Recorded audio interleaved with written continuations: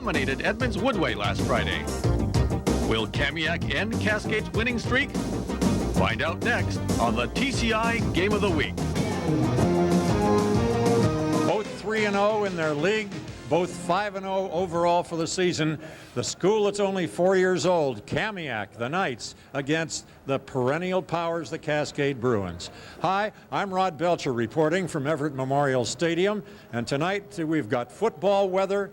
It's cool, and it has been raining off and on all day today. With me, of course, is Kurt Marsh as our expert commentator. And Kurt, I think you're looking forward to this one just as much as I am. This is a game that a lot of folks have been waiting for. Tonight's a night when folks will be able to see, some people are questioning, is Kamiak for real?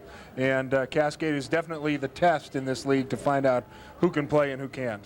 Well, Cascade, of course, is ranked in the top 10 in the polls, but Kamiak nowhere to be found. I guess they don't have the respect because they're such a new school, huh? They haven't played a real tough schedule. However, they have dominated every team they've played. They average over 400 yards of offense. And they've got an experienced senior team. Some of those seniors have played together for absolutely 4 years from the freshman days. Okay, let's find out more about the Kamiak Knights. There's their head coach, Tim Mead. He's been the head man ever since the school opened. It's in the Mukilteo School District, by the way, down near Harbor Point. And just look at that, 55 points last week. And a sophomore, Darius Washington, well over 100 yards, and their big fullback, Josh Jansen, who's a heck of a player, too. Josh Jansen is the bread and butter for this team. He averages over 100 yards a game, but Darius Washington showed last week he has some breakaway speed. That 133 yards came on only 8 carries. Wow, that's a heck of an average. Well, let's find out more about the team itself from head coach Tim Mead. We had a chance to pre-tape this word from Tim, and he talks about now getting off to that 5-0 start. How was it, Tim? Jumping off to a 5-0 start's been great, and of course you always have high expectations when you go into a season. And well, I'm not shocked. It's been great to be where we're at right now, and I think that's in part a tribute to this senior class. We got a great senior class, a bunch of kids that are good leaders and really set an example for the younger players in our program.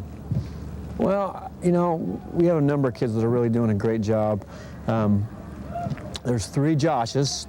Josh Walter, Josh Jansen, and Josh Wright, all started since they were freshmen. Josh Walter is a wide receiver and defensive back, and Josh Jansen plays fullback and inside linebacker. He's leading our team in touchdowns and rushing. And then Josh Wright plays offensive and defensive tackle for us and does an outstanding job on both sides of the ball.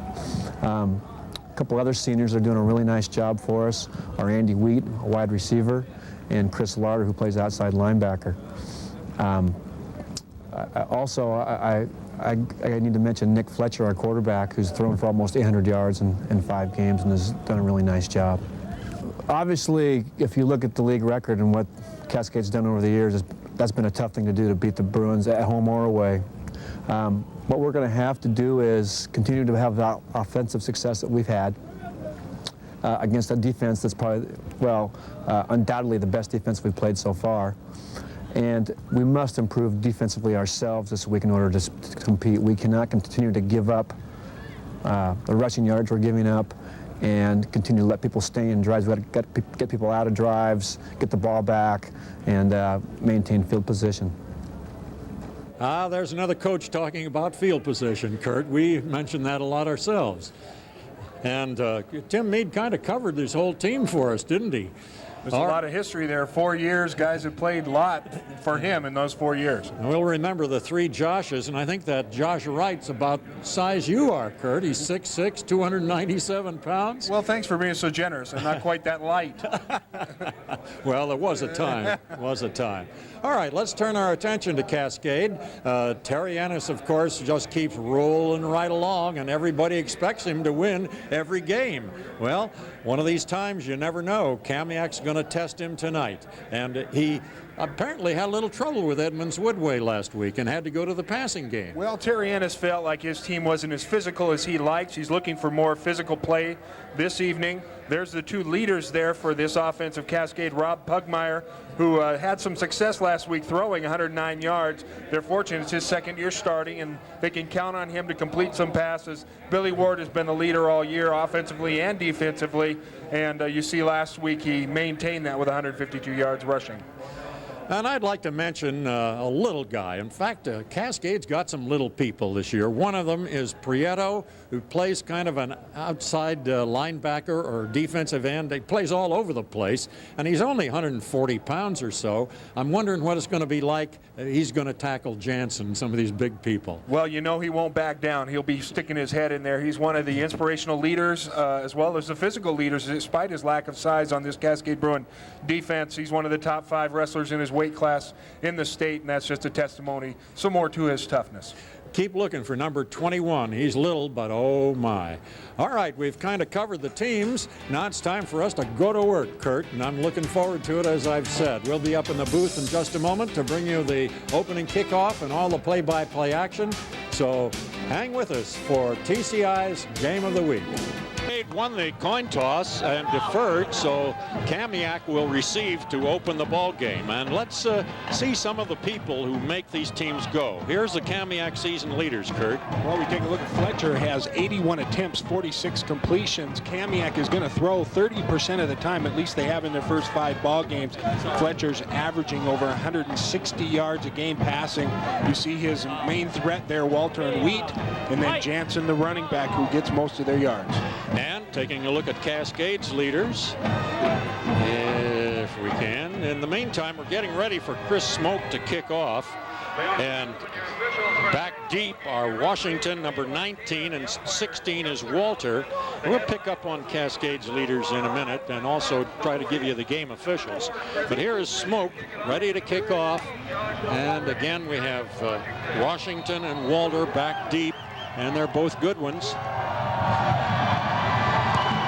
Kickoff is a nice one down the middle. It's going to be taken, and here's a reverse, fake reverse, and down the sideline goes the receiver, and that's Walter, and he's got a great return up near midfield. I think he crossed the sideline at about the 45-yard line. Well, they crisscrossed on the return. Number 16, Walter, the flanker. Josh, he's one of the 3 Joshes. We talk about field position a little bit in the pregame. Already Kamiak starting out with great field position close to the midfield line. And Walter, who made that return, comes down to the bottom of your screen. He's the wide out to the right side, backs in a kind of a pro set with Fletcher at quarterback, and he's a big one, by the way, 6'2" and over 220 pounds. Now there's Washington in motion, leaving just the one back, the fullback, and he's tripped up as he crosses the line of scrimmage. That's the big guy, Josh Jansen, at 210 pounds, and he stopped after gaining 3 yards from his own 44 up to the 47. Casey Lungball coming in for Cascade to make the stop from his middle linebacker position. 2nd and 7. And they use the same set with wideouts to either side. Walter and Wheat. Wheat is left, Walter is right. And back for a pass is Fletcher. Quick out and Wheat drops the ball. Well, that was one of the ones that's right in the midsection. You'd think it's too easy, but he may have been thinking about turning downfield. Well, he was just a quick down pattern with a hook. Cascade playing off a little bit. I think Butler on that side giving him some room as we look at the officials. Yeah, Dwayne Martina is the referee with the white hat. The others, Gunther Hausman, Steve Jensen, and that's not, well, Todd Stallworth, it shows there. Okay, here we go with 3rd down and 7 now at the 47-yard line. And the handoff is to Washington, trying to go wide, and his feet go out from under him, and he had some help also from Casey Lundvall again. As he tried to cut, though, his feet went out from under him. So it's going to be 3 and out after getting great position to start their drive. Well, those kinds of plays to the outside are going to be the tough plays tonight. You saw a slip there by Washington, and that was not caused by anyone. Washington just trying to get outside. This field is a damp, wet, and slippery. Fletcher is the punter. The deep receiver is J.J. Butler. Left-footed punt. It's end over end and not going very far. And it kind of dies in the damp grass at the 30-yard line of Cascade. It's where they'll put it in play. The field is spongy, Kurt. I walked across it. That time only a 22-yard punt, which not a bad series by Cascade's defense. Gets Cascade pretty good field position for their offense to operate. In a play or two here, we'll put up the numbers for Cascade and see who's leading them this season offensively. Well, Cascade had a pretty good defensive series, but of course they were also aided by a dropped pass. Okay, here's Pugmire and a quick toss to Butler, and Butler's knocked across the sideline after gaining, maybe 3 or 4 yards. Maybe not quite that. The man who hit him was Jansen, who's a heck of a linebacker, according to all the scouting reports. Jansen is the leader offensively for Kamiak as well as defensively. Terry Ennis feels that Jansen is not only one of the best fullbacks in the league, but also one of the best linebackers. That time, Cascade going right to the outside, doing a pretty good job of getting Butler some good blocks to get him a couple yards. But it was only a 3-yard gain, so 2nd and 7. Here's Snell, the tight end, resetting on the left side. And the play is stopped before it gets going. Possibly somebody violated the neutral zone. I wonder, Tim, can we maybe look at those? It's an offside against the defense. I don't know if we can get the Cascade leaders or not, but we'll get to it. Here you see Martina explaining what the call was, and it's 5 yards, which brings Cascade to a 2nd and kind of a long 2 to go. For those of you looking at the huddle there, you see the number 87, Jeff Bunton, broke his foot and is going to be out. That's Adam Snell wearing that number. The last few games, Snell has been 84. Tonight, he's 87, and we'll certainly see that number a lot. All right, ready for a 2nd down play with short yardage, so anything is possible on this call. In motion goes Butler. Hand off to Ward. And Ward trying for the 1st down. I don't think he quite got there. Had to get just a foot or so beyond the 40, and the stopper was Ben Reed. Here we see Cascade season leaders as they're stopped on 3rd down. Pugmire doing a pretty good job passing this year, only when he needs to. Grant is #1 receiver. Butler, Holloman, and Ward all fairly equal in yardage. They all average over 7 yards a carry. There's an important play. 3rd down and a short yard to go. And they come up with the wideouts to either side and 2 backs abreast in the backfield. Long count. Handoff given to Ward. Ward bucking over his right tackle position. Good drive blocking, Kurt. And he gets a 1st down with a couple of yards to spare. Good job. The last lineman down off that pile, Dan Moore, playing well. And Cascade ran that play against an 8-man front. If you look at Kamiak on that short yardage, they had linebackers up. The only 3 guys were the 3 defensive backs deep, a safety and 2 corners. Everyone else on the line of scrimmage. They got some big boys in there, over 300 pounds. 1st and 10 at the Cascade 45-yard line. No score, 9 minutes to play, 1st quarter. Again, Snell resetting as the left side tight end. Here's a wide play, and they won't let Holloman go. Somebody got him by the jersey, and it was Ben Reed, number 63. And also Matt White was in there, number 59. Well, we're going to see a couple of Cascade blockers pulling. Reed does a good job of just coming across the line of scrimmage. You can see him right there in your picture. There you go, and he grabs the back of Holloman, and good wrist strength. That's why you like to get those guys in there lifting those weights so they get their hand strength. Helps them in this game quite a bit.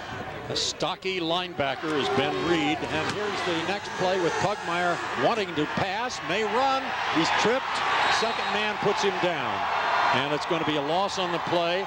Eric Wheeler, the most responsible for it. He's a defensive end, a junior at 202 pounds.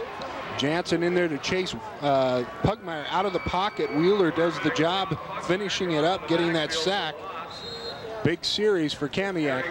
And it's 3rd down and 15 to go here, and into the Cascade huddle comes number 5, Tim Grant. He's got instructions from the side. Out goes J.J. Butler.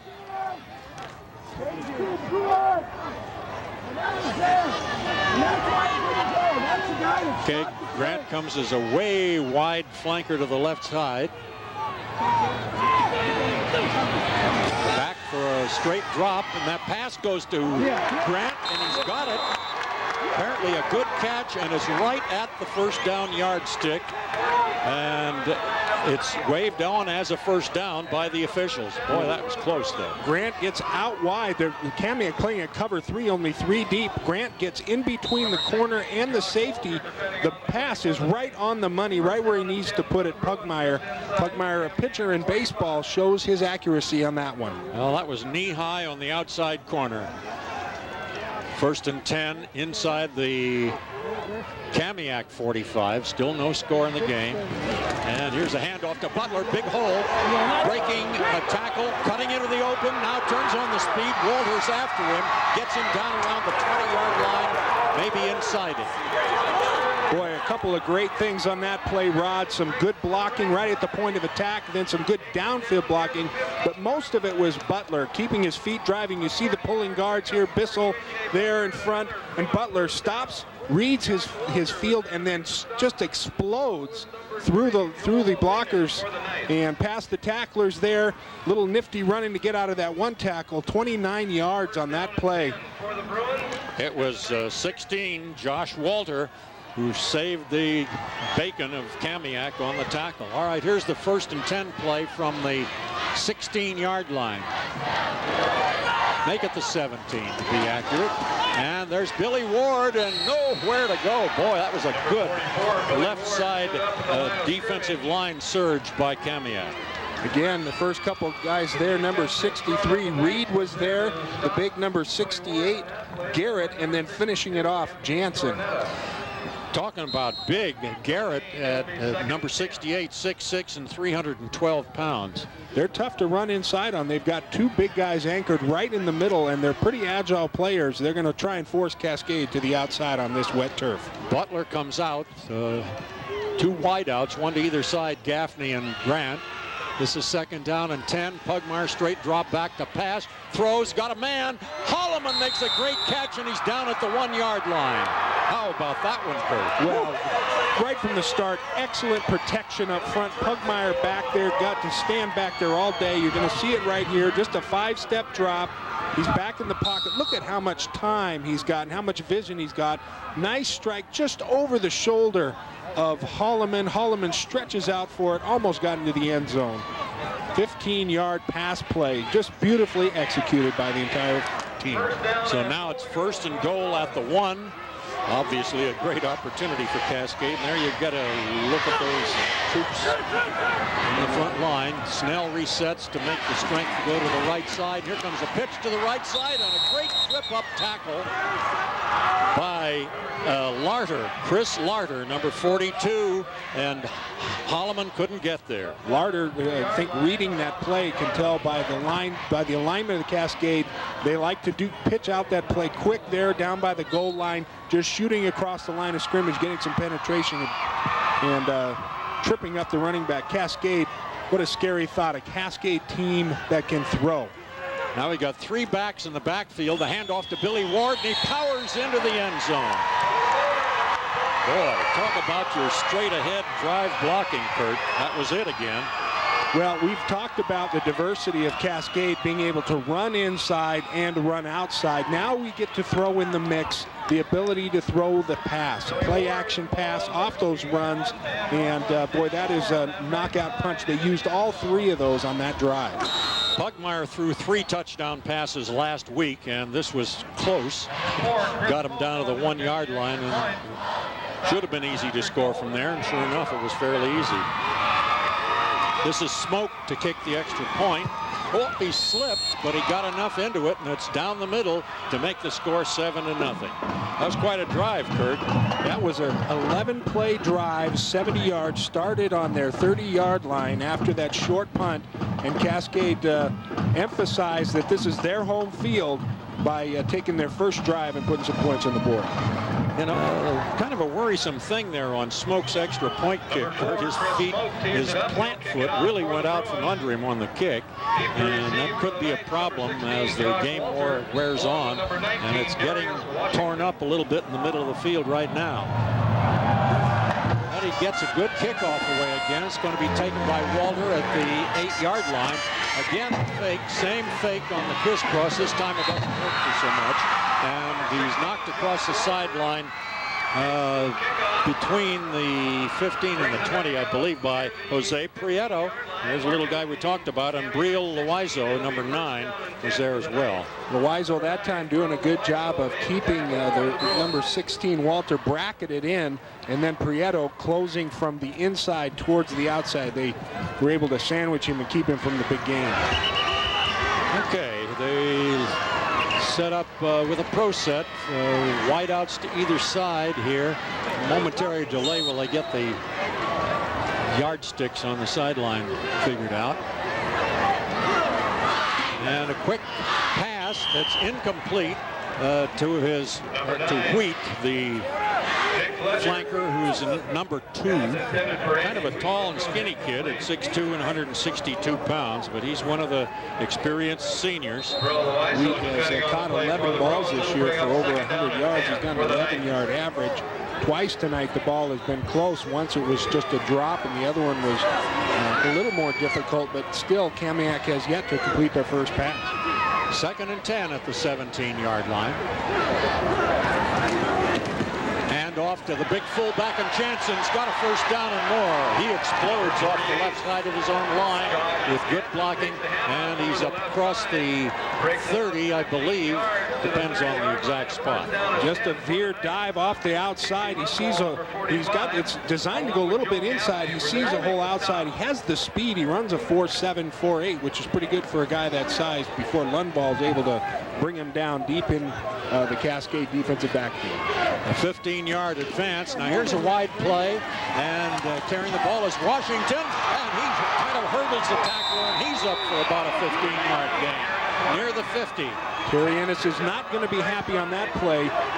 Washington showing why he was so successful last week, getting well over 100 yards on 8 carries. We're going to see it. Quick pitch to the outside. Cascade just misses some tackles here. They've got 1 chance there, another chance there, 2 there, and 3. Finally, closing from the inside is they're able to bring him down 17 yards on that play. Lundvall finally saving the touchdown. Line of scrimmage is the 49. Here's a fake one way, then a wide play with Walter, the wingback, carrying. And he's got good yardage, and down the sideline he goes, finally knocked out of bounds when it looked like he might have a chance to go the distance. Joe Gaffney made the saving brush block kind of tackle, knocking him out. Pretty good play there, a fake pitch, and then they hand it back underneath to Walter coming across. Prieto gets pinned inside on the east there to keep containment. You see Terry Ennis right there looking a little frustrated, trying to figure out what he can do.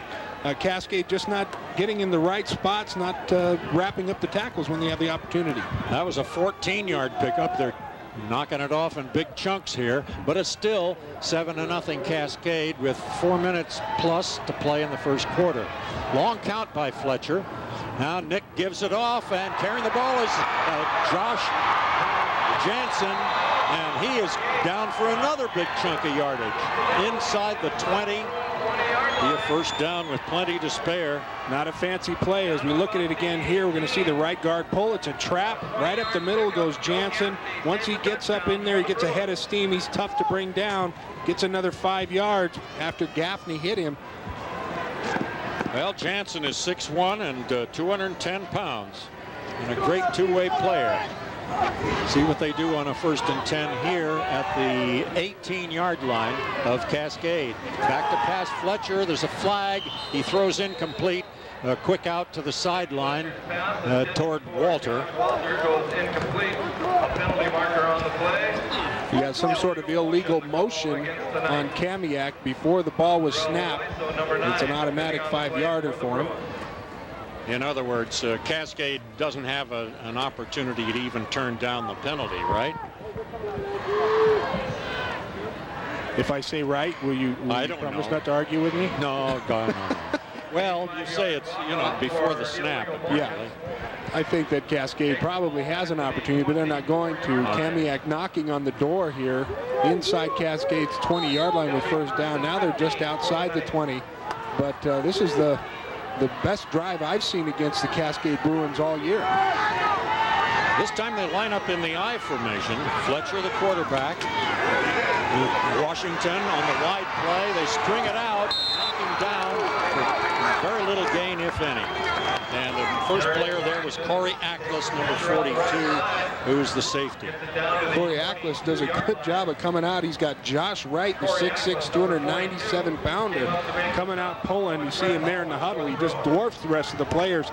But Ackles doing a good job of just maintaining outside containment. He plays off Wright's block and able to bring down the running back Washington. Well, their messenger play caller is Ty Kopp. I love that name, C-O-P-P. Change them to B's and you've got one of the all-time great names in athletics. Anyway, it's Ty Kopp, not Cobb. He's 20. Fletcher, long count on 2nd down and 14. And there goes Jansen again up the middle. With that trap blocking, he's inside the 10-yard line and close to a first down. Jansen is just difficult to bring down. You see it again. Watch how quickly he gets through the line of scrimmage. Good job of blocking the linebackers. Ward gets taken out. Lundvall gets taken out. And then Jansen does the rest. Gaffney's seeing that big man coming down at him a couple times this evening. Cascade is going to have to shut down that middle if they want to be successful. And he's got that forward lean. Boy, that's tough running. It's going to be 3rd down and a short yard to go. And a timeout taken by Cascade to talk things over. Well, they shut him down of 3 and out the first possession, but this time it's a different story. I guess all it took was for the Bruins to score, and wham. Well, I know that I had the question on my mind, and a couple other folks that I talked to this week is Kamiak for real? So far this year, they've dominated every team they played, but yet none of them are real contenders. Cascade, ranked number 6 in the state, is a bona fide contender. But now we're getting to see that Kamiak is for real. They've got some good talent. They've got a great scheme, a well-balanced offense, and it looks like they've got some pretty strong leadership. Some of those guys have been playing varsity football for 4 years. So they really have a great drive going. Well, the timeout period is just about over. There you see the Knights coming back to their, they make a formal huddle or go right to the line of scrimmage. It looks like they go right up to the line of scrimmage with their play call. 3rd down and a short yard to go, and they're just inside the 10-yard line. Now just a single back behind the quarterback. They've got 2 wideouts left and 1 right. Fletcher again with a rather long count. Gives it off. There's Jansen bucking his way to the 5. First down with a few yards to spare. And they're setting up with a 1st and goal coming. Right behind big Josh White. See Jansen coming back to the line for the huddle. There's Josh White there. 6'6", 300 pounds. A couple of colleges are looking at him. Possible scholarship candidate. Number 44, by the way, is the tight end, and he's kind of a small tight end. That's Sam Humble at 5'11", 196, and a junior. Okay, here's 1st and goal just inside the 5-yard line. Fletcher gives off to Jansen. There he goes. He scores. Looked kind of easy. You got a ball game here, Rob. 7-6 at the moment. Now the question is, who's going to kick for Kamiak? They've used 2 extra point kickers. Looks like Darren Hansen, number 5, will do the booting on this occasion. They also have Ethan Lunds, who has kind of shared the duties. So anyway, it's going to be Walter holding. Darren Hansen, a senior at 5'7", 140 pounds, kicking, and it's good. So it is a new ball game. It's 7-7. Time to play. 2 minutes to go in the first quarter. Ethan Lund, number 10. It's going to be number 10, Ethan Lund's kicking off. Kamiak's drive impressive as well as Cascade's. Kamiak's drive 83 yards in 11 plays.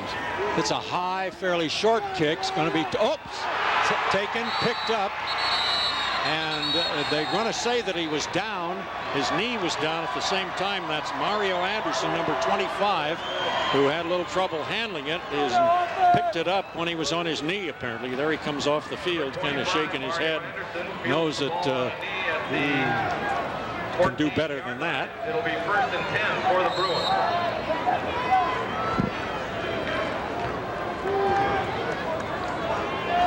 All right, let's see where the line of scrimmage is going to be, the 13-yard line.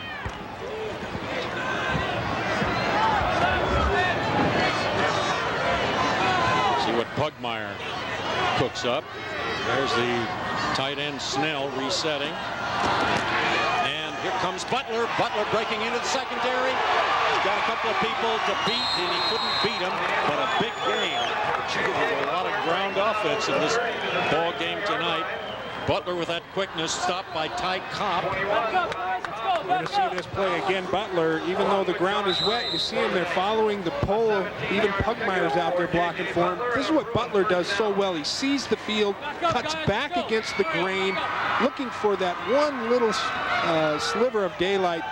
Kamiak's cop able to dive and catch his feet and knock him out from under. Now here's a wide toss, and again, Holloman has a problem with that one. His feet go out from under him just as he took the toss and attempted to move upfield. So it's going to be a substantial loss on first down there.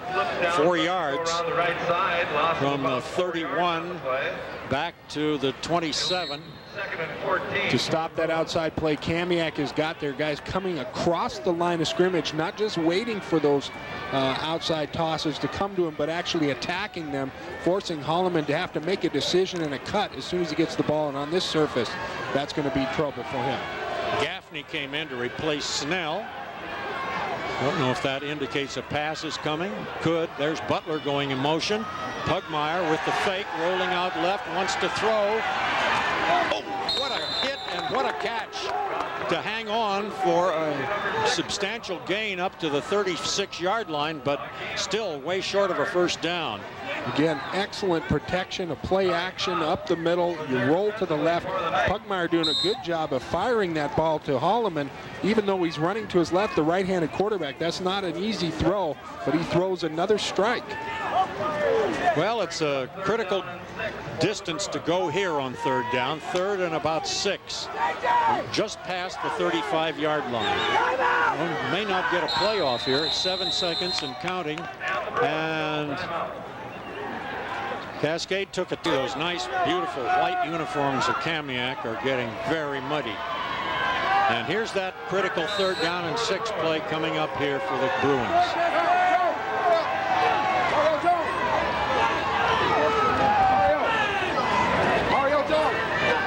Pugmire to pass. Being chased and being down for a big sack loss. First man to him was Mayhews. That's number 58, the defensive tackle. And it brings up a situation where Cascade has to punt. Well, that's what you call a coverage sack. I looked down the field as Pugmire was looking down the field to find an open receiver. No one was open. Excellent coverage by Kamiak. Now, finally, we get the end of the first quarter. So, at the moment, with TCI's game of the week in the second period. And it's Billy Ward, the punter, and it's Walter, the receiver, a single man back for the Knights. Kick away, end over end, bouncing, good Cascade bounce across the 35 and down to the 30-yard line. They just stay away from it, a little difficult to handle. So the Knights, after that great drive they had last possession, figured, wow, 30-yard line, nothing wrong with that. Well, Cascade is going to have to short up. Cascade got hurt really badly in the middle, up the middle with Jansen on the last drive. They probably talked about a little bit on the sidelines about how to shut that down. A good punt, 41 yards, gives them fairly decent field position to defend. White is the wide out left, Walter to the right. 2 backs remain in the running back position. The fullback's the one right behind the quarterback, Fletcher, and he's the one who's been doing all the damage, and he gets it again, and this time they rack him up. For a change, they were ready for Jansen, and a very short gain. Corey Axline meets Jansen right in the backfield along with Ackles. Axline 5'10", 250 matches up pretty well with Jensen there, taking him right on at the line of scrimmage and shutting that off. No gain on the play, 2nd and 10. The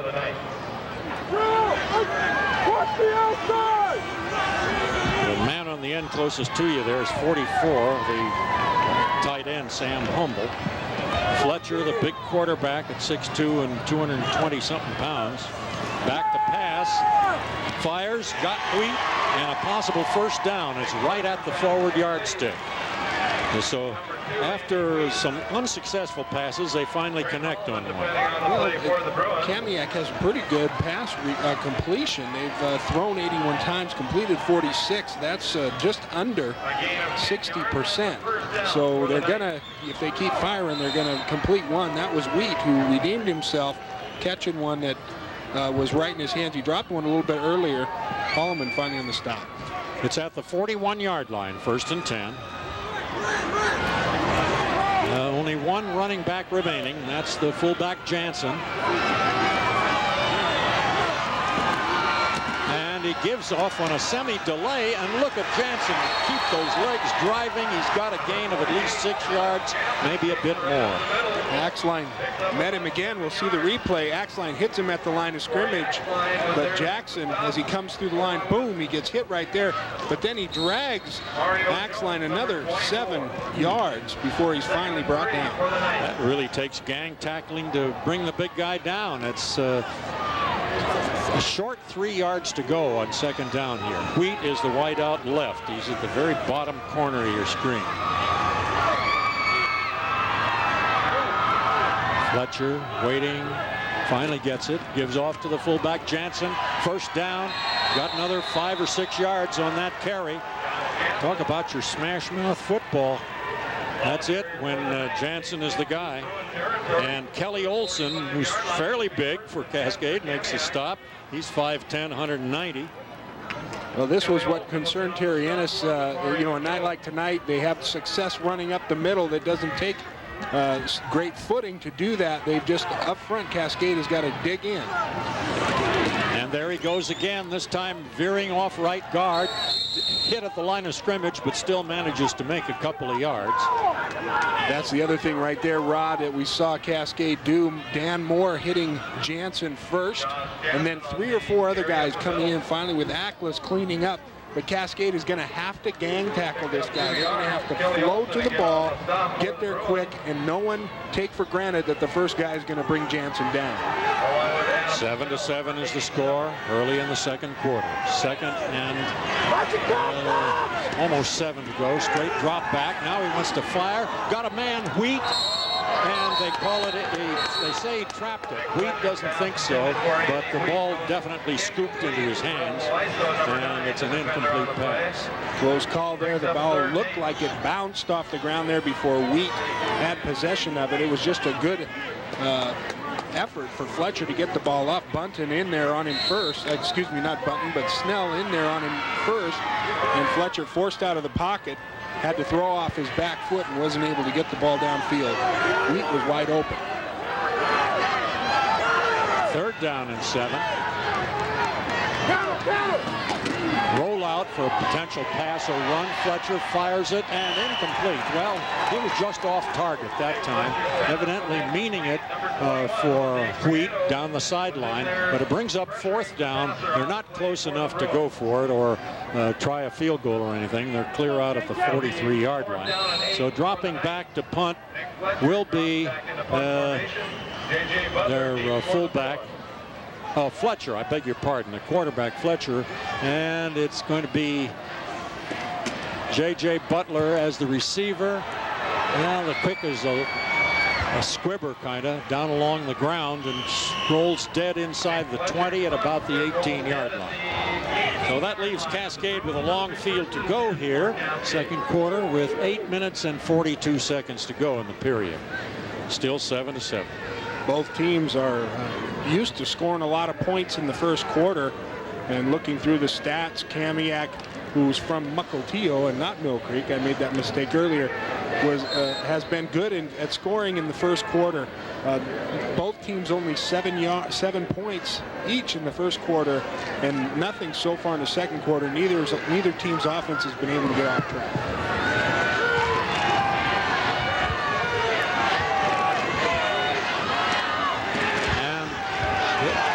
There's a fumble on the play as Ward carried the ball. Was it Holloman on the carry? Well, evidently Cascade retains possession. The gain is a short one. See when they spot it. Well, give him about 3 yards on the play. And here goes Gaffney sprinting into the huddle, carrying a play. Out comes Grant.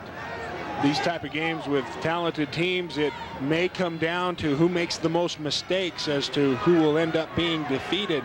Cascade cannot afford to turn the ball over. For the Bruins. There goes Butler again, and he's got a first down. JJ been the most effective runner for Cascade tonight, and he's got it across the 30 to the 33-yard line. Wheeler, number 79. You see JJ there coming back to the huddle. He's got a little cast on his finger. He's got broken bone in that hand, but it doesn't look like it slowed him down. JJ using his leg drive, he's able to stop and start and change direction even on a field like this evening, and that's what gives him the advantage. First down at the Cascade 33. Oops, and there's the tight end Snell broke through the imaginary plane there at the line of scrimmage, and that's going to cost Cascade 5 yards. He just beat the snap count. That's one of those things that can hurt you. Cascade so far this year has 270 yards in penalties, and the opponent's only 215, so they're in the minus category on that statistic. Holloman goes as a wide out to the right side. Pugmire giving it off up the middle. Billy Ward with a nice drive, but remember they've lost 5 yards on the penalty. So while he gains 6 or 7, they're still going to leave him with a long way to go. Carlos Cruz, number 91 of Kamiak, is the first man to him. Ty Kopp also in there to wrap Ward up. Ward is the workhorse on that Cascade offense. Ward has rushed this year for the most yards of any rusher. The Cascade right up there, 340 yards, Hallman 341. Second down and 8 at the 35. And Pugmire to pass. Good protection. Fires. It was in the hands of Butler, but the defender was right there, Joel Alinen, and he kind of contested with him. And remember that hand that Kurt talked about. You're going to see it. Butler, this is right to his outside shoulder. Butler has to, again, great protection, but Butler has to get that hand out with the cast on it. Oh, if he didn't have the cast on, might have been able to pull that one in. Yeah, that's not the right hand to make a one-handed catch with. Third down and 8. Holloman is the wing back right.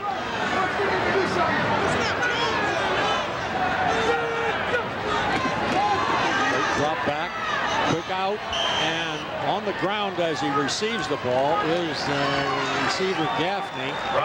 So it's going to be a nice little gain, but it still brings up fourth down and about 4, and they'll have to punt. Again, it's the slippery field creating the problem there. You see 80 is Gaffney. So Ward goes back to punt. Walter goes back to receive. A good defensive stand there by Kamiak.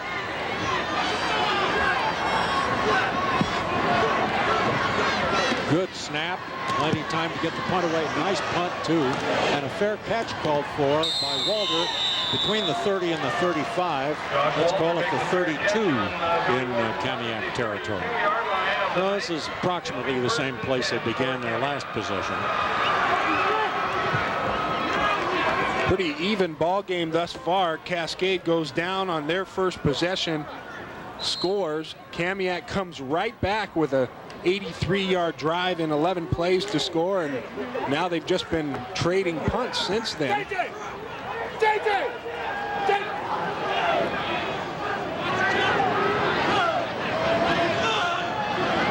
Fletcher with that long count.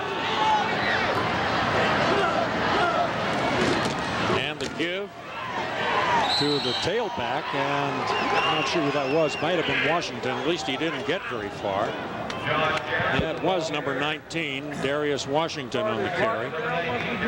Adam Pacheco, the other small linebacker in their 5'5", 160, getting across that line of scrimmage and making that stop deep in the backfield. We're there defensively for the Bruins. Second down and Reed goes wide right, Walter wide left, leaving Washington and Jansen the remaining backs.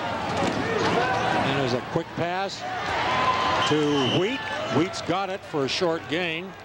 No, that's Ty Copp who's in there rather than Wheat. Number 21 usually plays safety on defense, but in there in an offensive wideout position. No, the gain was up to the 38-yard line, bringing up third and a long 5. You saw a little bit of the arm strength there of Fletcher. Just a quick ball on a rope from a 3-step drop, and then just release it to Copp, who was in front of the defender. Now Copp has left the field, and Wheat is in at that right wideout position. And there's the pass to him, and he makes the catch and holds on despite a heck of a good tackle by Holloman. Really dumped him, but that's good holding on, Kurt. Wheat has a height advantage. You see here, he goes up for the ball. He's in front of Holloman. Wheat at 6'2", getting up in the air a little bit. Good job holding on to the football. He's going to hit the ground hard. Well, it's spongy tonight, as we mentioned, Kurt. Time to play, 5 minutes and 15 seconds of the second quarter. Still 7-7. First and 10 here. Fletcher passes, complete over the middle for another first down, or did he? Nick Fletcher's pass intended right for through his hands, Rod. Yeah. Almost intercepted that time by Ackles. Corey Ackles, number 42. I thought I saw an official give the signal for a catch, but I misread it, to tell you the truth. Anyway, goes in an incomplete pass, second down and 10. Ball right at the Kamiak 45-yard line. This time Walter lines up as a wingback to the left. Wheat is the wideout right.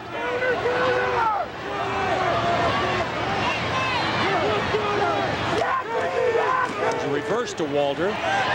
Walter tries to go wide, goes nowhere instead, and that play just wasn't destined for success. Great job that time by Prieto, and also coming from the inside was Ward, but Prieto keeping the outside shoulder contained there. Terry Ennis on the sideline nodding his head, talking to one of his coaches, saying we played that one right. Okay, it's going to be third down and 11 at the 44. You would sort of expect Fletcher to unlimber that passing arm. I mean, one remaining back. Well, here's a trips left, Kurt. You mentioned that they were going to wind up in that position. Here's a quick pass to the side and almost a lateral. It was to Washington, incomplete. Cascade had it pretty well figured anyway, had the pass been complete. Well, Kamiak lines up in that trips left. They've got Walter out there with Wheat, as well as another receiver, Copp, and tried to throw it to one of them. That leaves two guys out there that are blockers. It's like a quick short screen. If you can get the pass completed, it's a tough one to defend. Fletcher to punt, J.J. Butler to return. And the ball comes back on a bounce, but the left-handed, left-footed Fletcher gets it away. It's going to roll out of bounds between the 30 and the 35-yard line in Bruin territory. Well, plenty of time for a drive here, Rod. 4 minutes left, and this is a big psychological advantage where whatever team could go in with the lead at halftime. This has been a very even ball game thus far. No one dominating at any point. Each team has had one good long drive for a score. Aside from that, not that much. The defenses are finally catching up with the offenses. Butler waiting for the snap. Hands off to Ward. Ward is met. Bango. Number 59. That's Matt White. Goes over left guard. Who's the man who got him. Stop for no gain.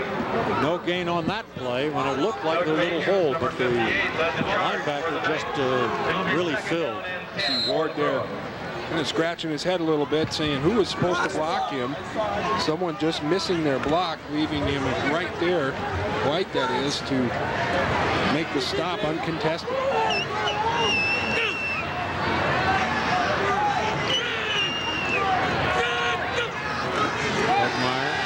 Quick drop out to Gaffney. Gaffney gets to the 40, short of the first down by 2 or 3 yards. And it's going to bring up third down and short. but difficult About 5 short. yards for the Bruins. Pretty good play here. Pugmire getting the ball out to Gaffney. Holloman runs to the inside. You'll see him come across your screen there, Number 48. right there, and pulls the defenders away. That leaves Gaffney wide open to the outside, makes the catch. However, closing on him quickly is Walter and number 48, Jansen. Okay, 3rd down and 3. The ball at the 39-yard line.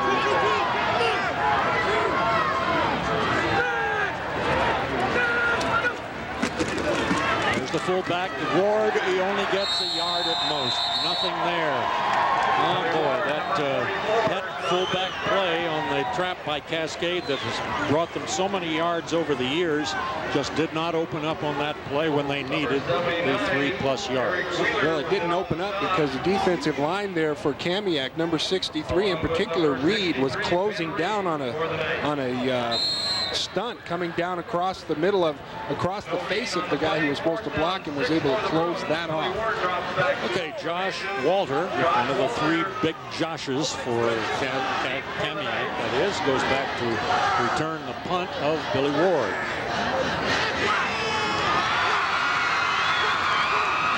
Good snap. Plenty of time to get the kick away. It's going to bounce in front of Walter. He's going to let it fall dead at the 22-yard line. Well, Cascade gained a little bit in the exchange of punts, about 10 yards worth, Kurt. Those little things tell sometimes. Well, they do. They're running out of time, however. Just a little bit over a minute left. Kamiak doesn't even huddle up. They get right on the field and run their first play. Well, maybe they'll run a series. Fletcher, the big quarterback, has trips right, throws the other way,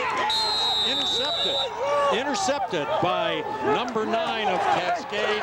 That's Briel Loizo. Excellent job. We're going to see the replay. Loizo reads this play. They get trips right. You see Loizo right there in your screen. They have one receiver over to the left. Right away, the quarterback looks over. Loizo reads it. The receiver is not turned around. That's Wheat. And Loizo sees the ball coming. Wheat doesn't. Loizo steps in front and gives Cascade an opportunity to take the lead. Nice camera work there, guys. You bet. Okay, 1:47 to go. It is for the first half, and there's a fumble on the exchange, and the referee immediately gives a signal that Kamiak has recovered.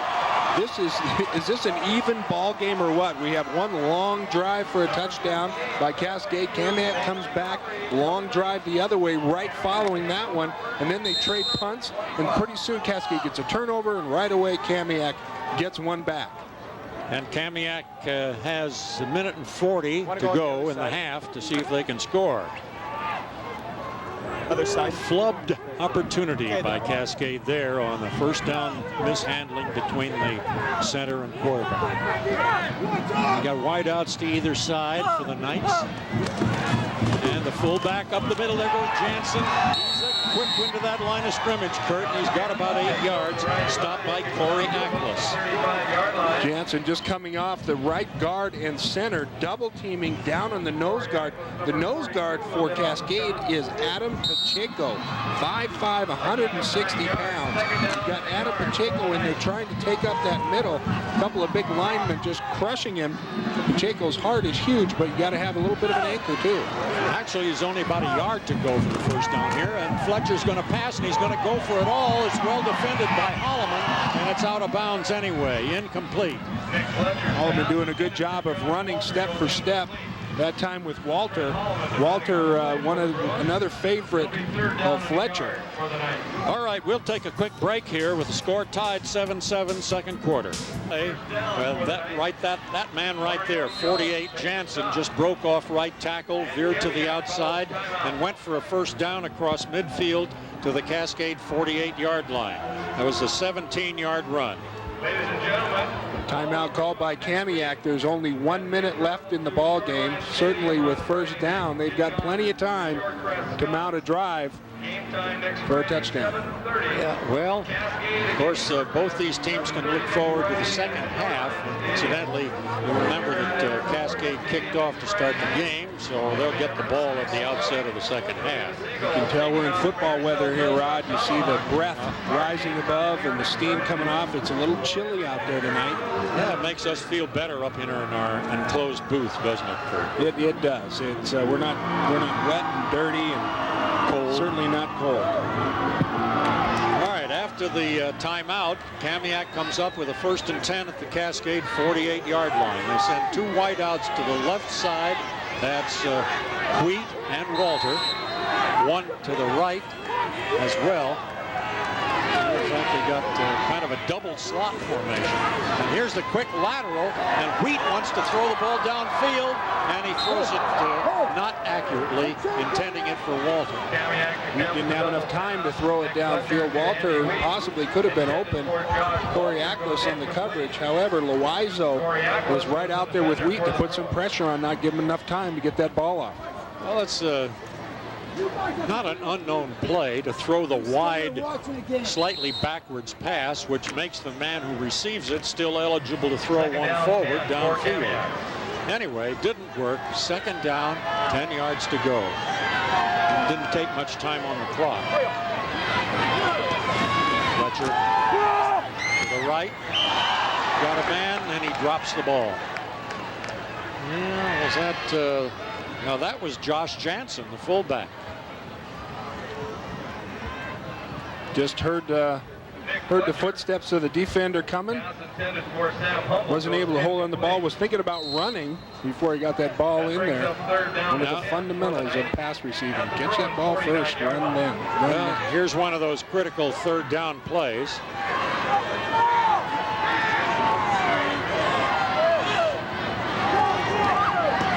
Fletcher hands off on a draw to Jansen. He avoids 1 tackler. 2 more pin him in, and he did not get a 1st down. He's 3 yards short of it at the 42 of Cascade. And with 38 seconds and counting, Kamiak has a 4th down, and now a timeout is taken by Kamiak. Interesting draw play. That time Fletcher comes back. Jansen is sitting in a blocking position. Instead of handing it off in front of him, to Jansen, the quarterback Fletcher comes around behind him, sticks it in his stomach from behind to try and shield the handoff. And Jansen, who's been very successful not tricking anybody, just saying, here's the ball, try and stop me. That time a little trickery got him some good yardage. I guess you'd call that the wraparound draw handoff, huh? There you go. That's probably what it says in the playbook. But they certainly executed it well. After the timeout, 35 seconds to go, 4th down and a long 3. Closer to 4, I guess. They're coming up in a regular running or passing formation. Cascade seems ready for it, however.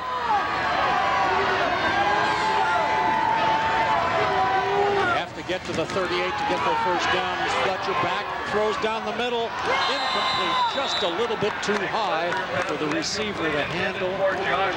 That was Walter.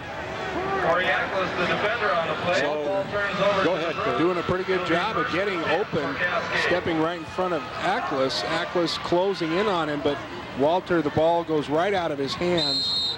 It just looks like Fletcher is not quite on the mark this evening. Pugmire actually looking a lot stronger in his accuracy throwing the football.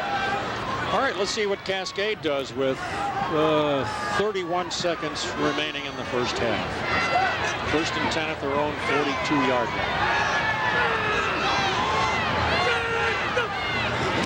Pass, Pugmire guns it. Beautiful catch to Gaffney at the 42-yard line. They'll stop the clock while they reset the yard marker sticks. And 27 seconds to go. That didn't take long. Oh, did they take a timeout? Yeah, Cascade took a timeout. Defender away with his body. The pass was right there. Ladies and gentlemen, you'll want to watch the replay of tonight's exciting Southern Division Carl Nichols, who's back working with us as our statistician and spotter tonight, indicates that he knows that's Cascade's last timeout that they've burned. We talked about that timeout they called right before the end of the first quarter, and this is why you wonder if you don't waste those when you do that, because now they could certainly use another one with only 27 seconds left and just now breaking into Kamiak territory. Yeah, you got to wonder about even if they could get set up for a field goal if they get close enough. It would take them some time to get the kicker in there and get set up. Well, 27 seconds to play. See what Pugmire does here. Pass. In the middle, intercepted. This could be lots of trouble. Down the sidelines, 40, 35, blockers. They're pinning him in. He gets to the 7-yard line. It was Ty Cobb who made the interception. 14 seconds to go as they stop the clock on the change of possession. And they're marking it close to the 5-yard line. Looks to be about the 6. A lot of celebration going on the Kamiak side, but Cascade, Terry Ennis not happy. Terry is one of those guys who doesn't like to throw the football. He says, you know, if you throw the football, 3 things can happen, and 2 of them aren't good. And that's one of them right there, the interception, and then the 65-yard return. And Kamiak doing a good job of not clipping anybody on that return. But finally, Aquas able to pull down Kopp and save the quick 7 points. Kamiak now has 14 seconds to try and get on the board. Kopp is one of their experienced seniors. He's a starting free safety on defense and occasionally plays the wide receiver spot. So he was obviously playing that center field free safety on that play and made good use of his speed and picked up some pretty decent downfield blocking along the way as well. Well, they don't have much time to play with here, Kamiak's Knights, and they're about call it 7 yards away. It's on the 7-yard line. First and goal, of course. There's number 9, Fletcher. 48 right behind him is the big fullback who has scored once. That's Jansen. And it's a pass. Touchdown to Walter. Josh Walter from Nick Fletcher, and Fletcher's accuracy, as Kurt mentioned, had been off for a good portion of this first half, but he was right with it on that time. Boy, what a big turnaround. This is what happens in these seesaw games where neither team is really dominating, and then all of a sudden you have a big play, a turnover, and those turnovers right there, that's a turnover that cost Cascade 6 points, maybe 7. Well, they're using their alternate kicker this time, the left-footed Lunds, and it's no good. It's off to the right. Could come back 13-7. We see right there Kamiak, but that extra point is a big point. If Cascade can score some other time in this ball game and put the extra point through, that's the 1-point difference. Those always have a tendency to come back and haunt you. Just a great pass play that time. Fletcher to Walter. Walter at 6'1", 185 came across the face of the defender, shielded him out. The money, right on the money here, as we see good protection, quick pass. Walter just diving inside of Aquas, bobbled the ball a little bit there, able to concentrate and bring it down for 6. It was pretty much the same shielding away from the defender that Gaffney had done on a pass that Cascade threw a little bit ago. Well, there's a couple different ways you can play that. You can either play him tight up on the line of scrimmage and try and force him so they don't have quite a run it, or you can, your DBs, or play off, let him get there and try and make contact when the ball reaches the receiver. That time Aquas is a little late getting there. This time the kickoff man will be Darren Hansen. He incidentally kicked the first extra point successfully, but they used Ethan Lunds as on the second one, and he missed it. We've got J.J. Butler, the central receiver, and the ball is going to a short man. It's Mario Anderson at the 18, up across well, he's trying to reverse his field, get some running room. Can't do much. He's around the 30-yard line. 4 seconds to go. Did he fumble? Oh, my. Oh, talk about Ennis being unhappy after all that. A fumble recovered by Kamiak, and they have 4 seconds to try something. We believe it was Brett Hawkinson, number 22, a little guy, 5'8" and 145 pounds, who recovered. Okay, we've got wideouts to either side, 4 seconds to go, and Fletcher to pass, pretty good protection, throws over the middle, incomplete, well guarded by Ackles, as the man for whom it was meant was Walter, who caught the touchdown. Well, the first half was finally over, an eventful last few minutes with turnovers counting a great deal. Okay, 13-7, you see the score with the unbeaten Knights leading the unbeaten Bruins. We'll be back with some statistics on the first half and otherwise recapping it for you in a moment. So stay with us on TCI's Game of the Week.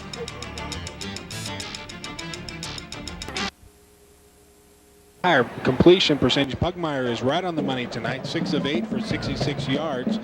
Kamiak 4 of 16, 30 yards, 1 interception. That's the turnover down there at the bottom you see, but again, we said they have a touchdown. 141 yards rushing, 108 of those by Jansen. Averages 7.6 yards a game throughout the year, even higher tonight at 9 yards a carry. 171 total yards for Kamiak, 129 for Cascade. 2 turnovers for Cascade down there close to the end zone when they were going in. Looked like they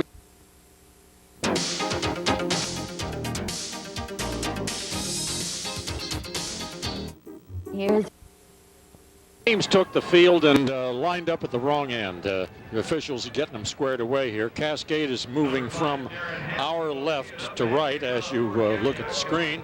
And of course, Kamiak will kick off with Cascade put in a strange position for them, coming from behind. See how they do. I'm sure they had a little attitude adjustment in the locker room. Terry Ennis not one to mince words when he's a little frustrated. I'm sure that he was a little bit frustrated with the turnovers at the end of the first half. Turnover on the kickoff, of course, didn't cost them anything, but it might have. Darren Hansen, number 5, is kicking off. Butler's back deep, and this one is going to one of the up man, and it's Holloman takes it on about the 17-yard line and breaks upfield nicely across the 35 where he's down. Cascade not having to hurry up and score. This is a very close ball game. They're 2 field goals away from tying it, the touchdown extra point away from going in the lead. However, the first half was a game of field position, trading punts back and forth. Cascade gets the ball at their own 35, which is great field position to start a half. Okay, they line up with all 3 backs in the backfield at the moment and don't shift, and they run a little crisscross with Holloman carrying to the left side, and he's pulled down after only about a 3-yard gain. Gets from the 36 to the 39. There was a fake to one of the backs going right, handed off to Holloman going left. He did gain 3. It'll be 2nd and 7. Trying to run back up the middle, only not doing it straight ahead. Kamiak plays a 4-down line defense with 2 outside linebackers, 2 middle linebackers, and 3 deep. They have an 8-man front. Tough front to run against. Tight formation for Cascade now with only 1 split end, and now here's Snell resetting as the tight end on the left side. And a rollout to the right by Pugmire. Has a man and throws, and a good catch made for a first down across the 50 by Snell, the tight end. And that was under pressure. The coverage was quite good by Ty Cobb. Going to see this again. Pugmire fakes up the middle. Bissell out front to protect. Good job of looking down the field. Picks out his receiver. Right there is Snell. Hit right when he caught the ball. Able to keep it, pull it in for the big game.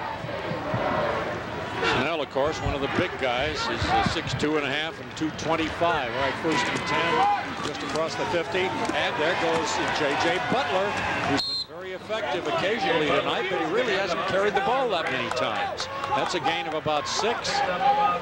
And here's a chair. Off the bench comes Tim Grant. Immediately goes to talk to Pugmire. He replaces Gaffney. That's a frequent change as they use those wideouts as Messner. Just into the third quarter, Cascade trails by 6. It's a 6-yard gain in the previous play, 2nd and 4.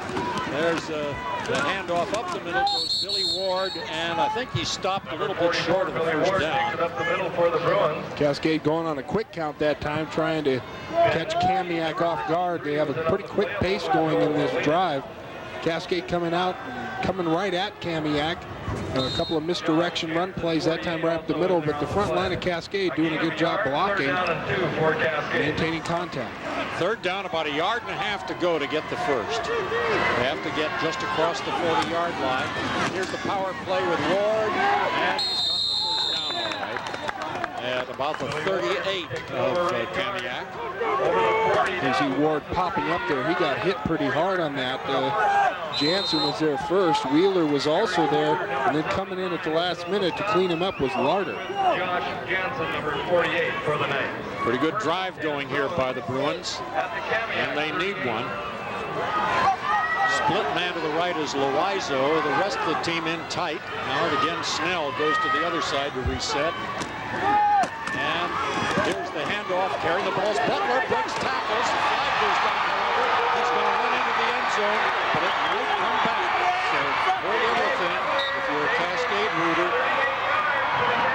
Yeah, the guy who threw the flag is coming back, pointing at it. I think it's going to be one of those holding calls, or clipping, or one of those guys up front blocking. Here comes the signal.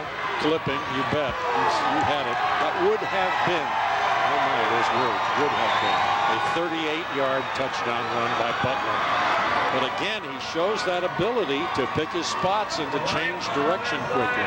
He does a great job of coming to the onside of the play, going through the point of attack, and then just widening his vision, seeing the creases and able to have enough quickness and speed to cut and go right through the crease. It's almost on a play like that, you almost wish the guy would have fell down. It wouldn't have been a good big gain, because then it's not so disappointing. You get excited about the touchdown, you have to come back and regroup, and that takes a lot out of you. Now it's first down.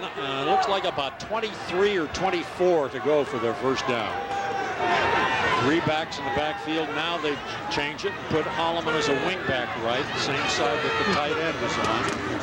And here's the rollout left, setting up the pass, Pugmire, and throws, he might have just thrown it away beyond everybody. The closest man there was Ward, the fullback, but he was well covered. Good time again for Pugmire right at the last second. Matt White came in and was putting some pressure on, actually got a good hit on Pugmire, but Pugmire just not able to see an open receiver. Pretty good coverage defensively by Kamiak. Now we've got second down and call it 23 to go. 9 minutes to play, third quarter. No change in the score from the half. 13-7, Kamiak on top. 2 undefeateds going at it tonight in a good shape. And there goes Ward into the open. He beats the last man. He's going down the sidelines looking for blockers, cuts back in, goes to the 20, and now down on the 18-yard line. Ward, not the guy you think would be your breakaway runner. That's more Butler and Holloman's line of work. But that time Ward getting through, you see him busting through. Good job again by Cascade of maintaining their blocks, getting downfield to make some blocks. Here's Ward trying to cut back. That big lineman down there, that's number 63, Dinwiddie. A 31-yard gain by fullback Ward. Again, a little shift in the backfield. Pugmire hands off. To the right side goes Butler. Butler's inside the 10, down to the 9 or 8-yard line for another first down, I believe. Butler running with a lot of courage. Obviously, that hand is not hurting him, either that or he's got so much adrenaline he doesn't feel it. Cascade's got a great drive going here. I hate to say it, almost to jinx them, but they've got to make sure that there's no turnovers. They're in that red zone where they got to come away with some points. Where it's finally spotted is the 7-yard line, so first and goal there. Snell resets on the left side. Here's a handoff. No, carrying the ball is Butler on again a change of direction play. A cut back to the 5, and he reaches the 4. Butler brought down that time by Larder, just trying to cut back, not able to get across the face of that one defender. Shaking his head, a little frustrated. Cascade's got a great drive going here. Again, the importance of this drive, coming away with some points. Holloman and Ward are the setbacks in the backfield. Here's a handoff to Ward. Ward to the goal line. He is in. Touchdown. Tie score at the moment. Extra point to come. Quickly look at the field, see no flags. Cascade again comes out, obviously reacting to some sort of motivation given them in the locker room. Puts a great drive together.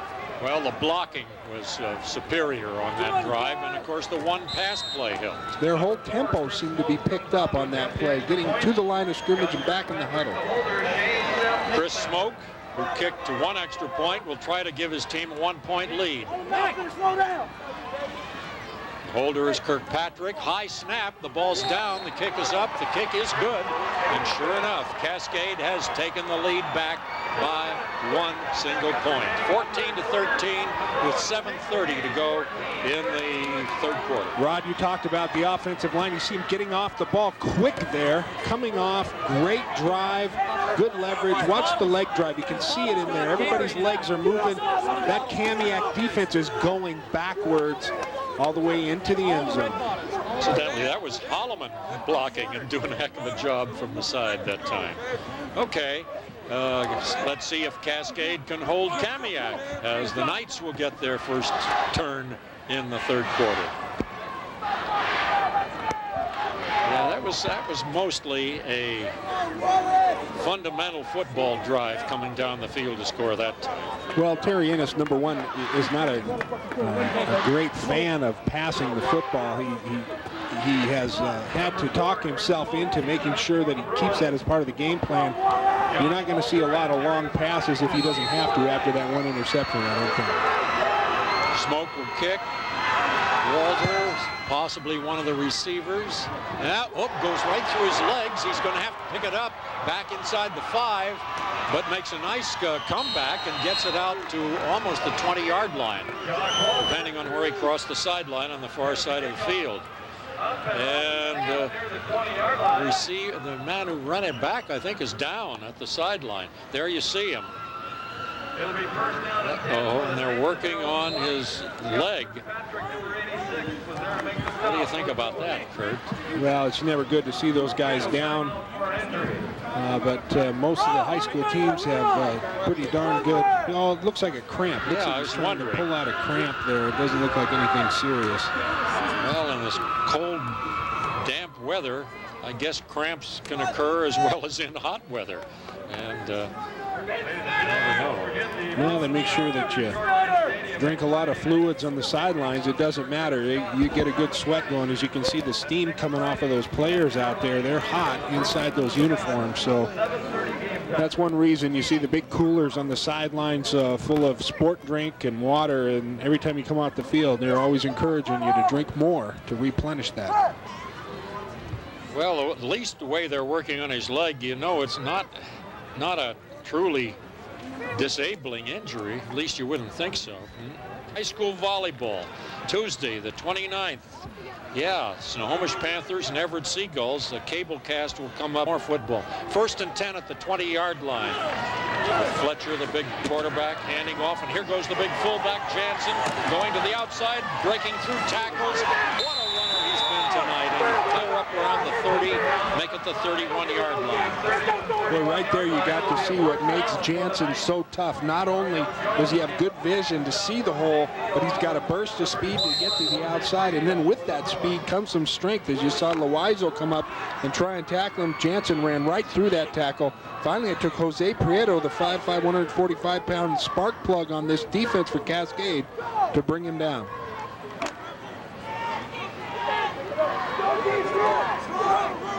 Ready for the first down play at the 31.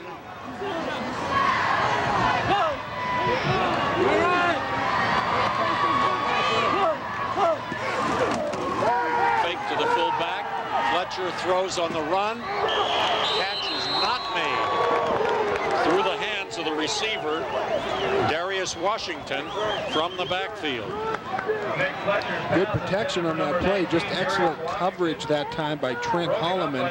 Also down there was number 45, Lundvall, coming out from his linebacker position, able to knock the ball down.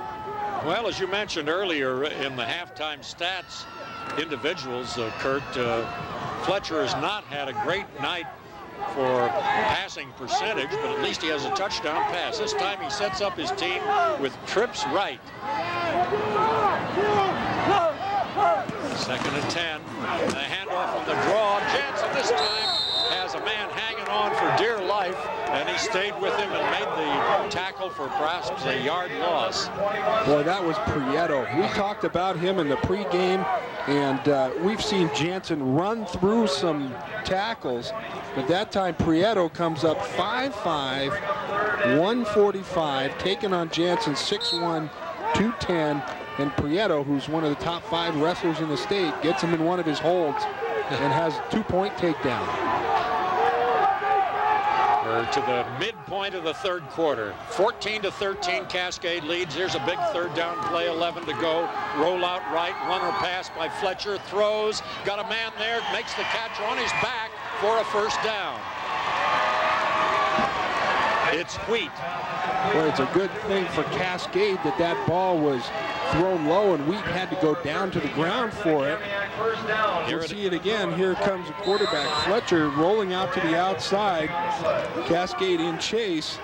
But look, there's not one Bruin within 8 yards of Wheat. If Wheat catches that on the run, Cascade could be in big trouble. Line of scrimmage is now the 45, still in the territory of the Knights. First down carry is by Jansen. This time they talk about the gang tackling they needed. They got it that trip. One Bruin not in on that pile. Easier to name him than the other 11. I noticed number 20, little Pacheco, is the other little guy right in there. Well, he did manage to squeeze out about 2.5, almost 3 yards. Call it a gain of 3, 2nd and 7. Line of scrimmage is now the 47.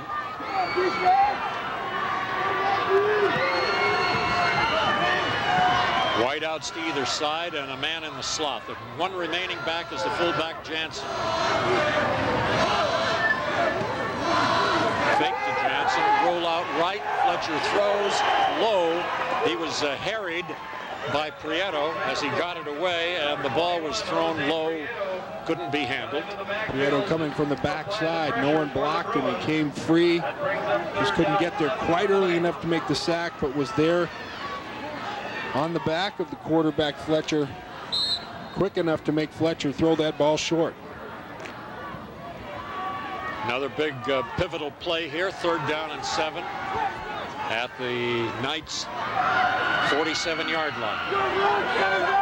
Trips left. Quick out. Pass is caught.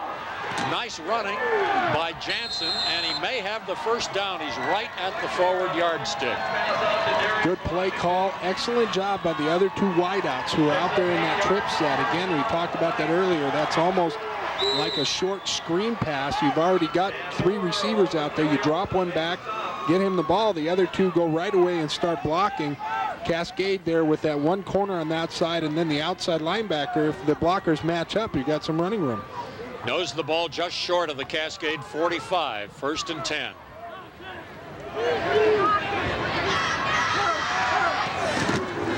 Fullback up the middle. There he goes for another 4 yards. Jansen stopped by a couple of people together. Dan Moore for 1. Kamiak's offensive line doing a good job of getting on their blockers, and Jansen hitting the hole quickly. You see he's been working hard tonight. His jersey is dark, but there you see the offensive line up front there for Kamiak, getting in the face of Cascade's defensive line, and then Jansen just doing a good job of picking his holes. Ty Kopp is one of the wideouts to the right side. Wheat goes to the left. Here's the quick pass. Pitch out to Washington. He's got some running room. Darts forward across the 1st down marker. Gets almost to the 30 before he's put down. Boy, Washington looked a lot like J.J. Butler on that play. Just turning on the speed to the outside. You see those guys as he comes around the outside. Right now as he turns the corner, all of a sudden you see a burst of speed like a rocket going up into that line. He has to turn around to try and avoid Lundvall. Lundvall does a good job of wrapping him up.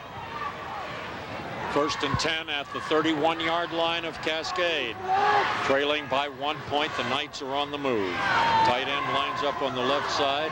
2 backs in the running back position.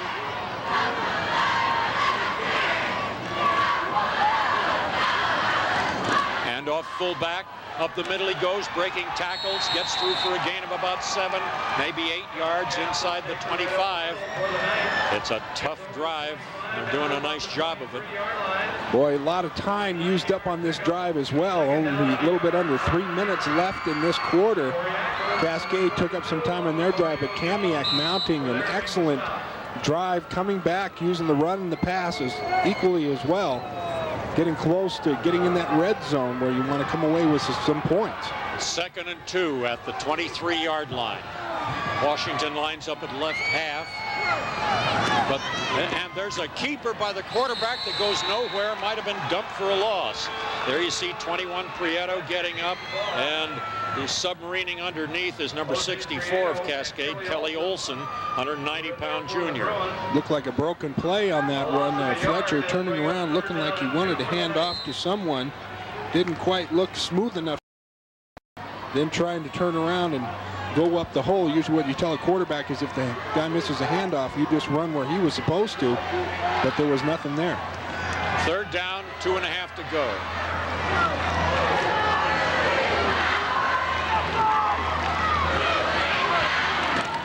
There's the fullback Jansen, 1st down, spins, gets a couple of extra yards. Actually, Cascade did a pretty good job of hanging on to him there. He didn't get a big gain, but they didn't need very much to get the first. And they mark his forward progress just a shade inside the 20-yard line. So they keep the drive going, 1st and 10. And the clock also keeps going with 1 minute and 27 seconds to play. Now the clock is signaled to go in motion again.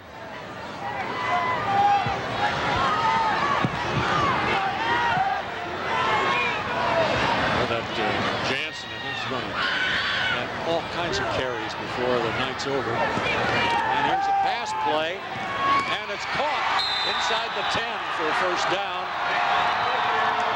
It was Sam Humble, the tight end. I think that's his first catch. We're going to see it again here. Not a very well thrown ball, but it certainly is right to him. Humble doing a great job of just turning around quick enough to get the ball and then holding on to it. Atkins puts a pretty good hit on him, but he's able to catch the ball in his hands, squeeze it, and bring it in to put Kamiak inside the 10. Call at the 8-yard line. 1st and goal. Team with the ball trails by a single point. There you see number 9, Fletcher. Right behind him is that powerhouse fullback, 48, Jansen. Handoff this time to Washington. Washington through a hole at the right side. Doesn't get too much, but he's down around the 5-yard line. If he reached the 5, that would mean a 3-yard gain. And getting up a little slowly is the tight end Humble. In fact, he's having trouble getting up. That's Ward for Cascade. Wait a minute. Yeah, I see. It's Ward. I'm looking at the wrong number, 44. There's 44, Humble. And Ward's okay. Let's see, they mark it right at the 5-yard line, 2nd down, and the 3rd quarter has come to an end before they can run another play. So it's an even ball game between 2 undefeateds, and what do we got? Well, look, you can see Kamiak, they're holding up 4 fingers. They're claiming that the 4th quarter is theirs. Looking forward to it. Well, we shall soon find out about that. Let's take a quick break here. Back with the 4th quarter in just a moment on TCI's Game of the Week. Here tonight, and as play resumes to start the 4th quarter, it's going to be a 2nd and goal, and the line of scrimmage is right at the 5-yard line. Excellent ball game so far. Relying on Jansen, Kamiak is 19 carries for 136 yards, and I have a feeling he's not done. As a matter of fact, as I take a closer look, they've spotted the ball at the 4-yard line. So 2nd and goal at the 4.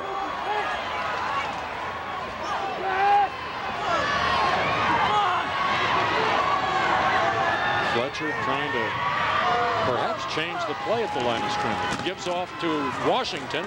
Washington struggling for yardage, and he didn't get very far at all. They stopped him right at the line of scrimmage. It'll be 3rd down. Remember, they certainly are in field goal range, and they have a choice of kickers. So let's see what happens in this play, because that's kind of getting ahead of myself. Lundvall in on that stop. Casey Lundvall has really had a good game so far tonight. We've called his name a lot. He's plugged the holes up there for Cascade. Still, they're not able to slow down the fullback, Jansen.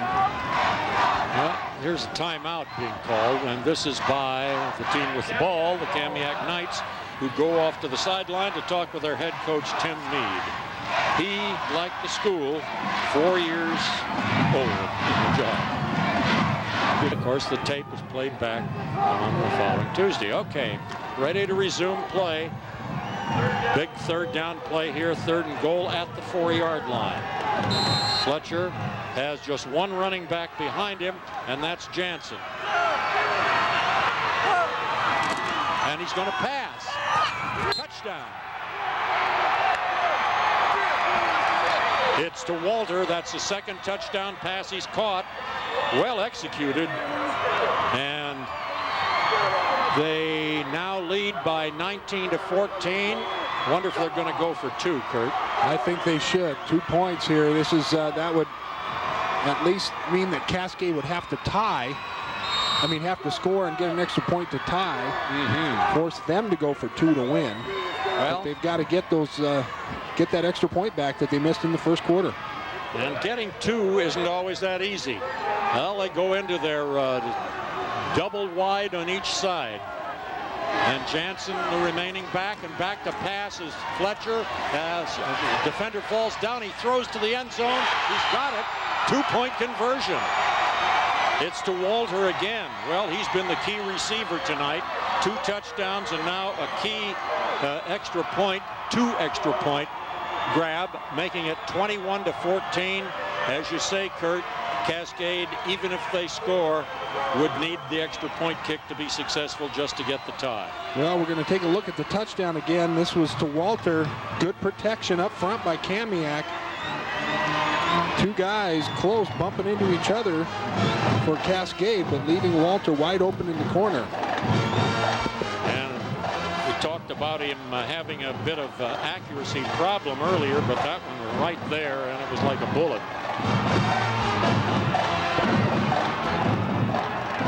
11:23 to go, so they didn't go very far into the 4th quarter making their touchdown. Well, the pressure is on, and we saw Kamiak before they went to the sidelines in the beginning of the 4th quarter holding up their 4 fingers, claiming that the 4th quarter is theirs. That's a motivational tool a lot of coaches use when you're getting your team in shape, to let them know that the 4th quarter is where champions win ball games, and we're seeing probably the top 2 teams in the Wesco facing off right now. Well, their alternate place kicker, Ethan Lunds, number 10, is going to boot. He's the left footer, back deep. Butler in the middle. He's flanked by Holloman and Grant. And this one's going to go to Butler at the 17-yard line. Straight up the middle he goes. There he goes. Oh, my. If there's no flags, it's going to be going for the extra point and tie. There he goes. He took it at the 17-yard line. Makes it 83 yards. That looked pretty easy. That was incredible. Butler simply read where his blocks were. He had enough time to gather himself, wait for his wedge to form, saw the opening, and then he was going full speed within 2 strides and was in full sprint running by everybody all the way down the field. He just made that happen. It was almost as if he kicked it into a power gear and stomped on it. Incredible. So now Smoke tries to tie it up. Terry decides not to try for the 2-pointer to go ahead. It's a little early for that. Smoke's been very accurate. Ball's placed down, and it's very good. And here we go again with a tie game at 21 all. Most interesting. We're not going to see that again, but I'll tell you what, that was just an incredible individual effort. Well, I can't say that. It was pretty good blocking up front by the Bruins. They got that wedge formed, but it looked like people didn't even have a chance to get their bodies on anyone to block because J.J. Butler shifted it into 5th gear within 2 strides and was gone. Well, he's been quite a force tonight when he's had a chance to carry the ball, which has not been that often. It also didn't take him many seconds to put a score on the board. Well, Wow. you know, it's almost it's like it's not fair. Kamiak, you know, puts together a drive where they eat up almost an entire quarter. Everyone gets exhausted, and they put some points on the board. Cascade comes back with Butler. But that's what you expect from great players, is those big plays when you need them the most. You look to those guys to pull you out, and that time Butler rose to the occasion. There was 12 seconds of clock time from the time he touched the ball on receiving the kickoff until the clock was stopped when he entered the end zone. Okay, Smoke kicks off. Got the usual people back there. Walter and Washington. And this is going to Walter at the 10. There again is that crisscross, and he does give it to Washington. Washington avoids a couple of tacklers, tries to reverse. Whammo, down he goes with Prieto coming in to put the final lick on him after he was held in an upright position. Well, this ball game was everything everyone hoped it would be. We had 2 teams coming in at 5-0. The question was, is Kamiak for real? Well, they answered that question in the first half, and now we're seeing a battle of 2 great teams with a lot of pride, not willing to give up. Both of these are very competitive, well-coached teams fighting it out for virtually what is probably the Wesco championship right here. They line up in the I formation. Jansen forward of Washington. It's given off to Washington. Down he goes. Somebody submarined in there and really got him. That was Pacheco. Well, submarine, yeah, he doesn't have to be crouching too low to do that. He's one of those 2 powerful little guys, Pacheco and Prieto, who dominate in there. There's a loss of 1 on the play. Back to the 19-yard line. So 2nd and 11 coming here. As they move out of the huddle, got wideouts to either side. 1 remaining back, and that's Washington this time. And the quick toss to Washington, and again he's stopped. He doesn't get back to the line of scrimmage.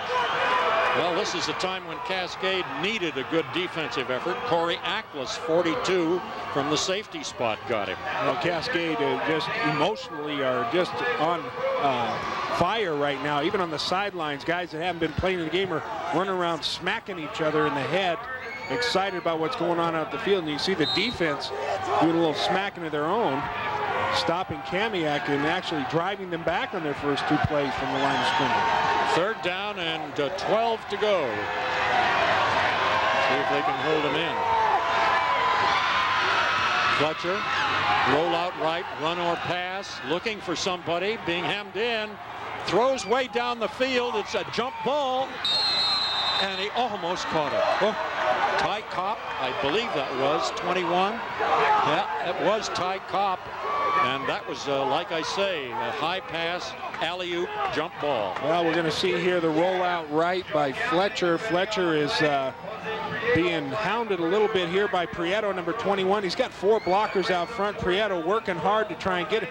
But then Fletcher lets it go. Gaffney does a good job. It's like a wounded duck up there of not using his hands to push off on Kopp.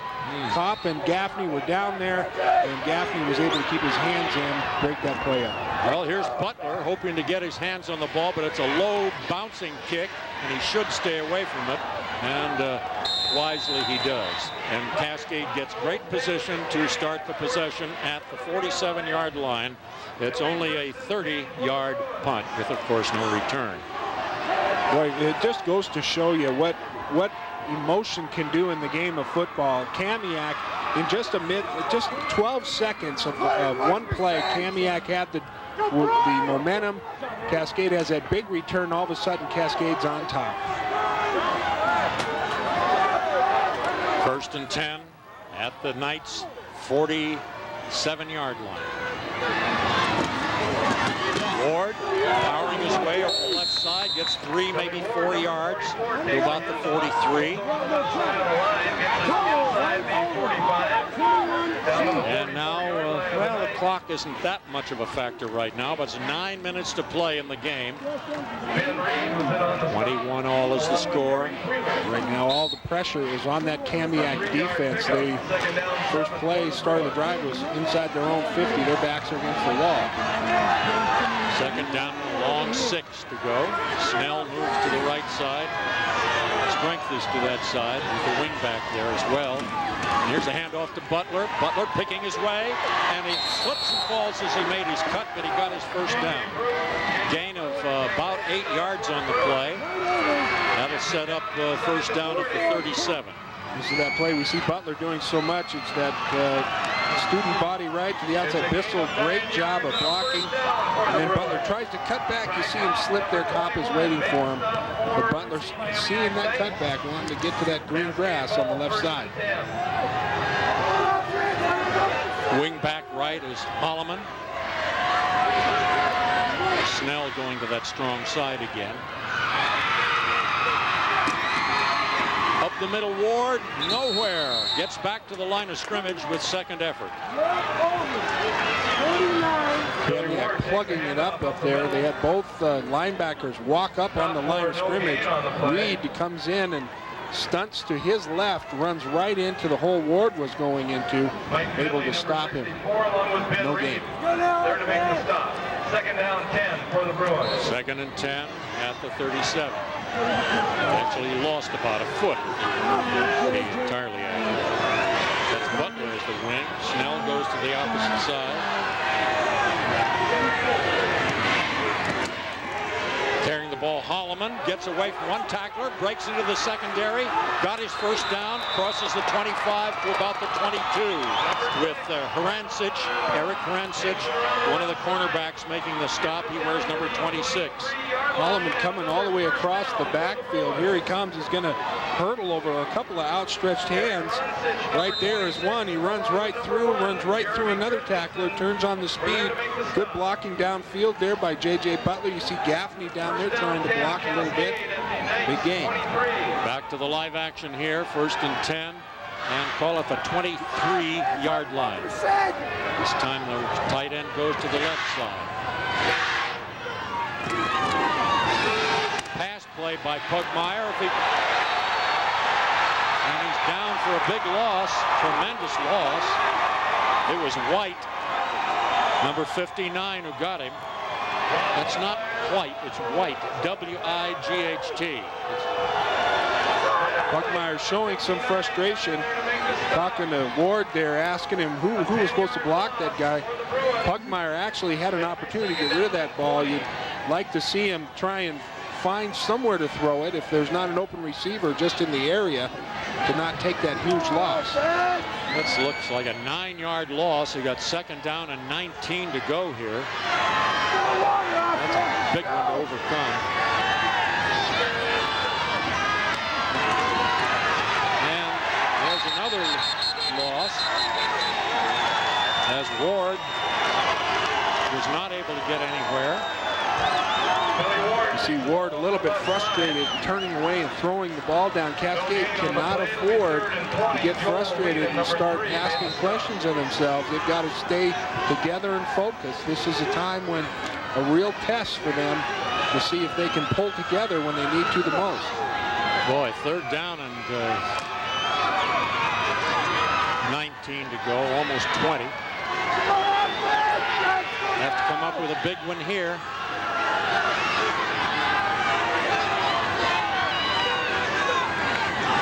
Pugmire, quick slant in, catch made. No, he didn't hold on. It was to Gaffney, and Bolschweiler, number 40 of Kamiak, was right there to knock it down. And there's a penalty marker, illegal motion against Cascade anyway. I'm sure they'll decline this penalty. because the ball is well out of field goal range here. He'd have to be kicking a 50-yard field goal, and I don't think he's got the leg for that. They do decline. That puts Cascade in a position where they have to decide whether they're going to go for the end zone or try and punt it away. Well, the plays that got him down into not quite the red zone, but close, suddenly deserted them with their effectiveness, and they wound up losing a bunch of yards. Now it's 4th down. They're going to go for it. No punt here, but they still have 19 yards to go. Have to get to about the 13 to get their first down. Pugmire throws, got a long one there, just out of the reach of the intended receiver was Holloman. Clear down around that first down yard marker. So the ball will be turned over. This is not exactly a turnover. It's just a 4th down give up, as it were, to the other team. Big play on that drive was the sack by Matt White of Kamiak when Pugmire rolled out. Couldn't get rid of the ball, held on to it probably a little bit too long, and took that huge loss. That pulled him right out of the position of being able to get a first down and stop their drive short. 5 1/4 minutes to go in the game. Still tied at 21. Fletcher handing off, shaking 2 tacklers as Jansen runs for a gain of at least 5. Wow, they had him right at the line of scrimmage, and he just busted away from people. Jansen's been doing that all night. Strong runner, gets up a lot of speed very quickly, and then is able to maintain his balance. His guys are dragging and holding him and trying to hit him. He's going to be the guy that's their go-to guy, has been all year for Kamiak. Now all of a sudden, Cascade's defense are the ones with the back against the wall. Carl, is he 100 yards yet? Yeah, okay. Anyway, here's the 2nd down and 5 play coming up. There he goes again, got the first down, head down, leaning forward, gets about 10 on that carry. He's up across his own 45 to the 46 or 7. As a matter of fact, Rod, he's well over 150 yards at this point. That's about 35 yards over his average per game this year. Against a very respectable and very good Cascade defense. One of the middlemen in the line, Corey Axline, came out to give him a breather for Cascade. He'll have to go back in there and play tougher. All right, 1st and 10 at the 46. High formation, handoff, 2nd man, Washington, who's whacked at the line of scrimmage after a yard gain. Boy, he was met hard at the line of scrimmage. I didn't quite see who was there first. It looked like one ball. A couple others were there. You see there the sidelines. A couple games we saw this year, those guys standing there got a lot of playing time. Their uniforms aren't even dirty tonight, as this one has been close all the way through. Neither team has made much use of substitutes, just those few key players getting in there. All right, Walter is the wide out to the right. This is a 2nd down and 9 play coming. Fletcher's going to pass. He's being chased, and Billy Ward on a stunt. A dog comes through and gets him for about a 10-yard loss. We saw that a few games ago where Ward was coming just about every other play. They've slowed that down in this game, but there you see Ward, just a delayed dog. Billy, a senior, playing smart, coming a little slow and then bursting through. Looks very similar to the situation that Kamiak put Cascade in their last drive. Well, it's about a 7-8 loss on the play, back to the 39-yard line. They have to get to the Cascade 44 to make their first down. This is the 3rd down play. Wideouts, 2 of them to either side. Straight drop back by Fletcher. Throws a home run ball, and it's knocked away. Great play by, who was that? number, well, it's a number 24, and we don't have a number 24 in our roster, because that used to be the one that Holloman wore, but he changed it. Well, anyway, whoever knocked it down did a good job, and Butler goes back to see what he can do at returning a punt. He hasn't been able to return many punts because they've been short and bouncing around. High snap, Fletcher gets it away. Is Butler, well, he's going to let it bounce out of bounds. Cascade, with 2 minutes and 20 seconds to play in the game, will have position at the 35-yard line or thereabouts to start their drive. Well, I doubt if after that kickoff return they're even wanting to get it close to Butler, as we see the brain trust of Cascade's coaching staff there on the sideline. Terry Ennis, establishing himself as a great high school football coach, has had 15 ex-assistants go on to head coaching jobs in his career. That just means he's a good teacher. Tim Grant is a wide out to the left side. There goes Snell resetting, and resetting as a wing back is Butler. Here's the quick toss. Carrying the ball is Butler. Gets a block, cuts in. There he goes for the first down at the 50. Got about 13 or 14 on the play. Clock stops while they reset the first down marker sticks. Boy, excellent job by Eric Dinwiddie. Just an offensive lineman's dream. The guard pulls out, actually left tackle pulls out, and right in front of his own bench has an opportunity to pancake a guy and spring Butler for a big game. Right at the 50, there goes Snell to the right side. Side the wing back is on, and they give it a double reverse, carrying the ball from that wing back spot for a gain of about 4. It's Holloman on the carry that trip, number 6. A 4-yard pickup. Blocking on the inside, they do that double reverse handoff, a lot of different motion in the middle, and then to throw another wrench in the works, they do trap blocking up front, and that really makes it hard for Kamiak to read any keys. Well, can they get close enough for Smoke to try a field goal? A field goal successful would win it. Here's that slant play again. Butler trying to pick a hole, and the tackler stays right with him, throws him for a 2-yard loss. Well, that's one time too many that Butler tried to cut back. Sometimes it's just as good to just keep it going to the outside, but he's been so successful cutting it back. That time Reed was standing there waiting for him, maintaining good position there in the middle of that line for Kamiak. He's one of the inside linebackers. He's been in on a lot of plays. All right, we're under a minute to play now. 3rd down and almost 8. Flag, long pass, incomplete. Meant for Holloman. Well, whatever, it's going to be 4th down unless the penalty changes it. Bolschweiler was quite well staying with Holloman on that one, and besides, the pass was not there. I thought I saw somebody move on the Cascade team. Yeah, illegal motion is the call, right? So it's up to Kamiak to decide whether they want the play to stand or take the penalty. I think they just let it go, make them kick. Time to play, 41 seconds. Well, Kurt, always a possibility of that overtime formula. It always confuses me. Other possibility is a fake. If got one in their game tonight. Oh, why? Well, Ward is the punter. He's back there. And Walter, who's been a good one tonight, is the receiver. High snap, but plenty of time to get the kick away. Pretty nice kick that's going to bounce inside the 15, inside the 10, down at about the 9. So that stops the clock with 32 seconds to play. A 38-yard punt. A nice one under those conditions. Well, Rod, how are you up on your overtime rules? Well, every year, the first time it happens, I get very confused. Well, then, great. That makes 2 of us. It'll be the blind leading the blind. I know that whoever scores first wins. Maybe one of your sons over here has got a better handle on it. Yeah, whoever scores first wins. But they get a chance to match. Okay, Fletcher waits. Hands off.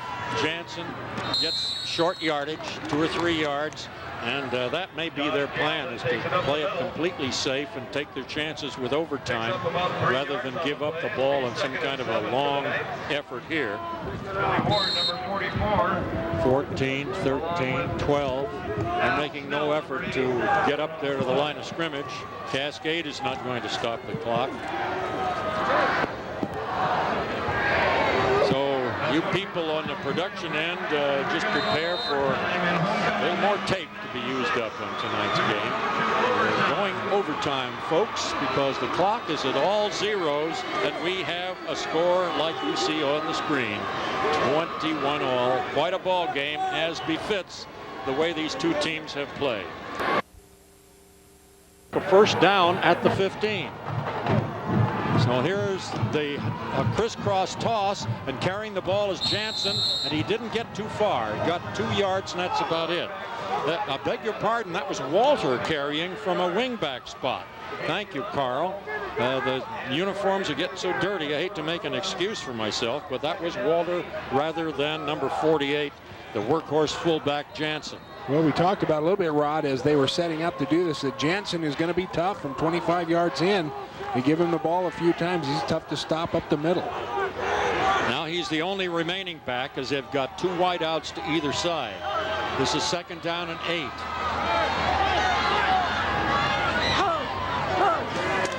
There's Jansen. It hits right into the pile, and he had nowhere to go, and he's down for a loss. I think they're going to be back to the original line of scrimmage at the 25. First man to him was Adam Snell.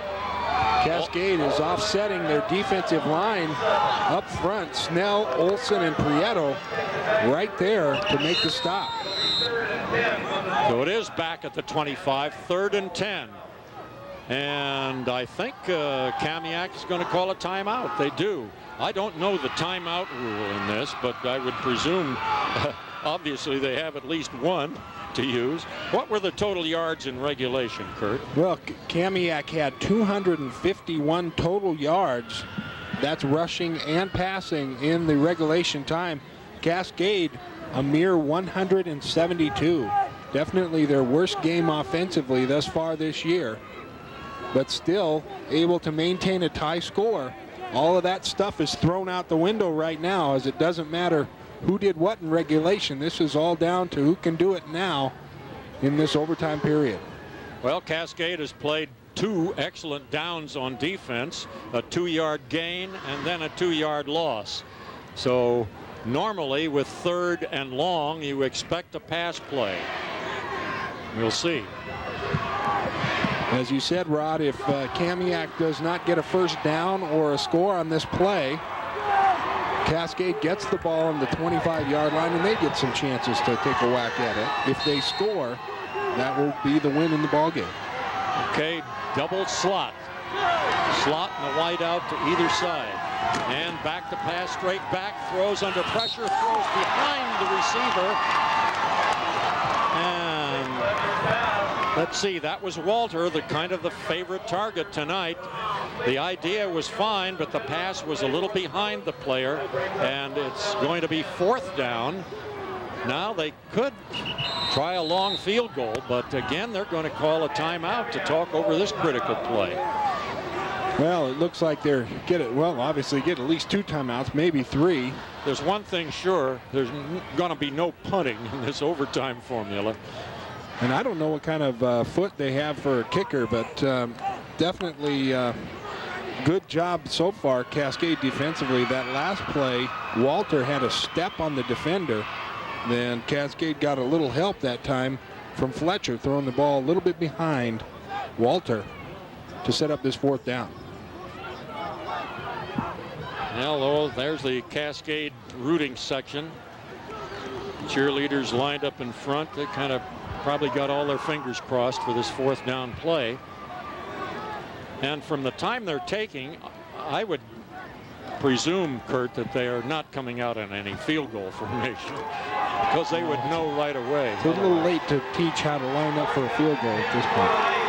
Okay, you've got Wheat and Walter to the right side. They're the only wideouts. 2 running backs in position, Washington and Jansen. 4th and 10, roll out right. The pass is a catch. A catch just before he went out of bounds. It was Wheat.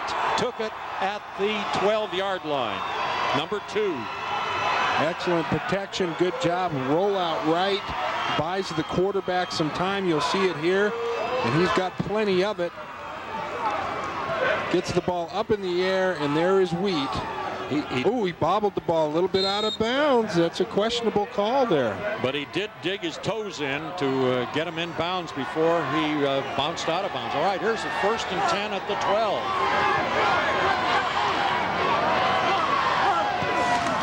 Jansen, the left side, bucks his way down near the 5.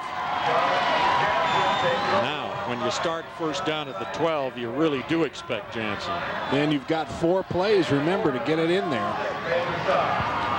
Jansen pounding up the middle, doing what he did well all night, had over 144 yards rushing in regulation.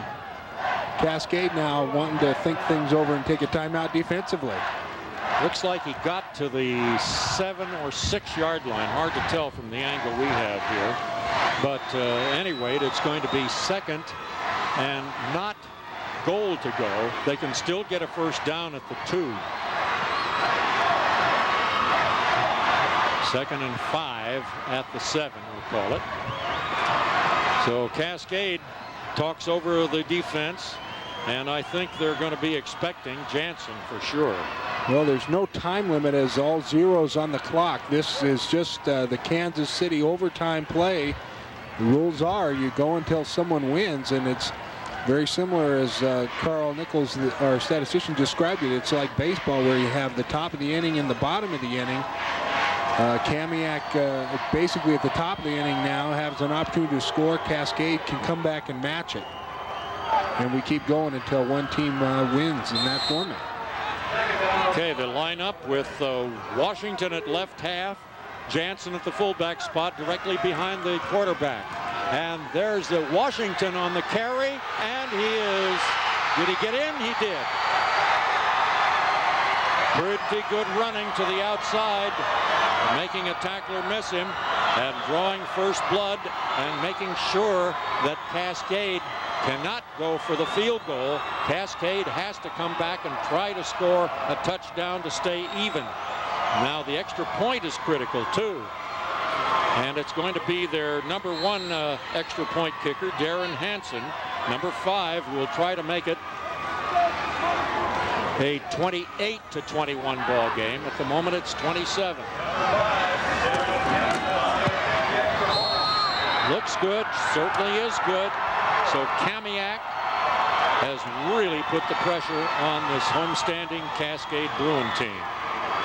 Boy, that time of that touchdown, it was just simply pin everybody inside, pitch it outside to Washington, give him an opportunity to go one-on-one. Ackles came up, tried to make the stop. Washington stepped out of the tackle right into the corner of the end zone. Well, whether Cascade was overcompensating trying to stop Jansen, well, it was the phantom Jansen. He never got the ball. Washington did. Washington, the star of their game a week ago, and he hasn't carried it that much tonight, but certainly carried it when it counted there.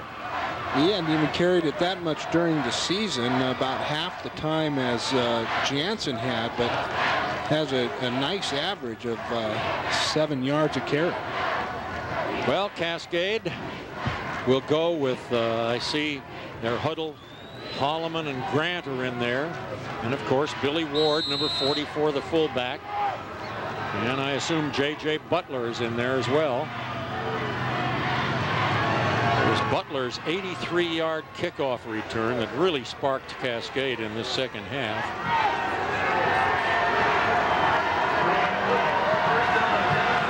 As they would say in tennis, advantage Kamiak right now. The split man left is Grant. Rest of the team in tight. Here's the pitch to Butler. Trying to cut back. Does a nice job of it. Gets down inside, barely inside the 15. And may have a first down there. Yep, he does have a first down. Not too bad on one play to go 10 yards or a little bit more. He's got a ball length inside the 15.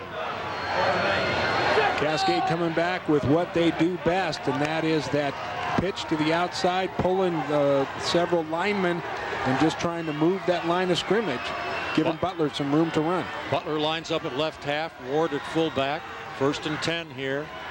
Hand off Butler. Here's Butler going to the outside, and a good one-on-one tackle put on him at the 12-yard line. Loss on the play. Walter coming up to make the stop. Excellent job of wrapping Butler up. He's not an easy guy to get a beat on. Well, Walter's been a key man for the Knights all night long. Here's a 2nd down and almost 8 yards to go for their 1st down here. They're at the 12.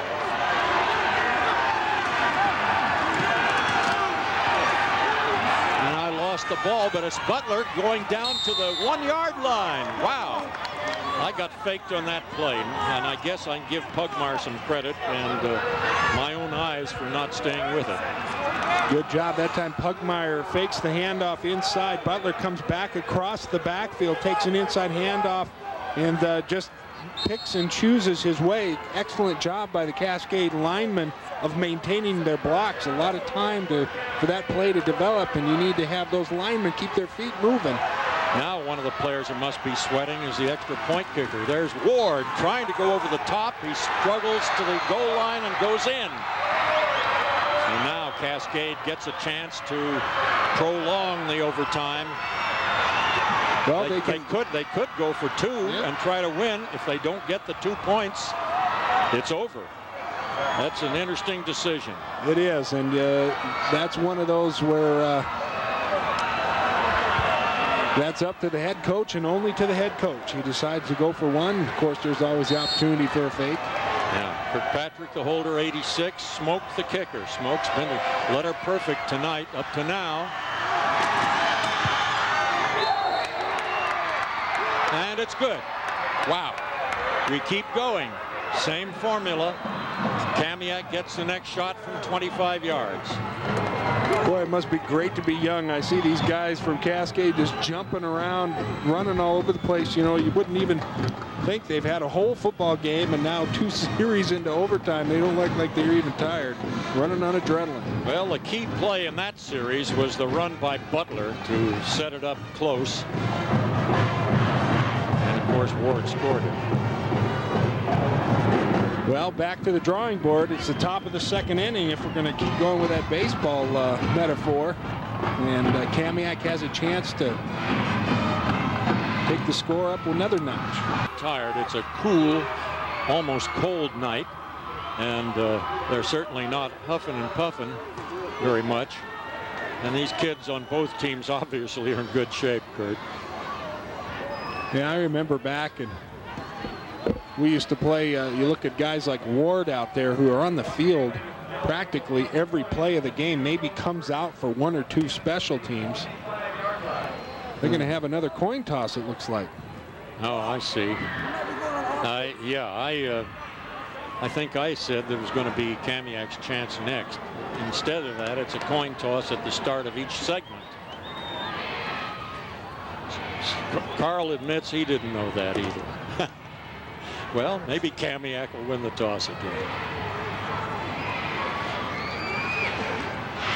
What's he say? Cascade.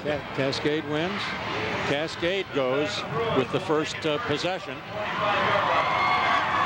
Somewhere along the line, to make this not go forever, the defense has to assert itself. Well, some overtimes you see where the defense is able to cause a turnover that stops that threat right there. No options to get the ball back, because then the offense of the team that got the turnover gets to go for it, and if they score, it's over. But you know, you don't teach your guys to go out and try and strip the ball, because then you run the risk of not making the tackle. This is a high pressure situation. Everything's on the line, and you only have one opportunity here in overtime. Hey, you know, another thing working against those extra point kickers is the sloppy footing for the plant foot. Both kids made it good. Another point there. All right, 1st and 10 from the 25. There goes Butler to the outside, being hemmed in. goes down the sideline, makes a nice little gain at that. For some reason, he is able to cut on that turf better than other players tonight. Well, he made something out of nothing there. He was hemmed in from the outside, just paused for a moment, got those pursuing tacklers to slow down, and then put on that burst of speed. And you're right, he's able to maintain footing. His feet are so quick, I don't think he has them on the ground long enough to slip. It was a 6-yard gain. Pretty good when he was hemmed in by the sideline. All right, Butler lines up at left half, Ward at fullback. Wide out to the right is Gaffney. Here's Butler again, trying to pick his hole. Keeps going. He's down inside the 10. Has a first down at about the 9 or 8-yard line, depending on the spot. Well, Butler just looks like he's not going to be denied. Everyone in there fighting, good blocking up front, and Butler picking his holes. He looks like he's getting a little tired. Again, he's had a good night tonight. Got that cast on the wrist there. Had a little trouble catching the ball, but it certainly hasn't affected his running ability. Those uniforms might be getting a little heavy from a little soaked up water and a bit of mud here and there. Okay, and the lineup, it's Butler at right half, Ward at fullback. Goal, handoff, Ward is down for a loss. A great dogged ankle tackle put on him by Larter, the outside linebacker, number 42, one of the co-captains for Kamiak. Ward trying to run off tackle, takes a little while for that play to get there. Kamiak doing a good job. Larter coming across the line of scrimmage, meeting Ward right there, and then just hanging on to one leg. Ward trying to sneak away, but Kamiak pursuers came in to hem him in there for a loss. Now this is the goal, 2nd and goal from the 12.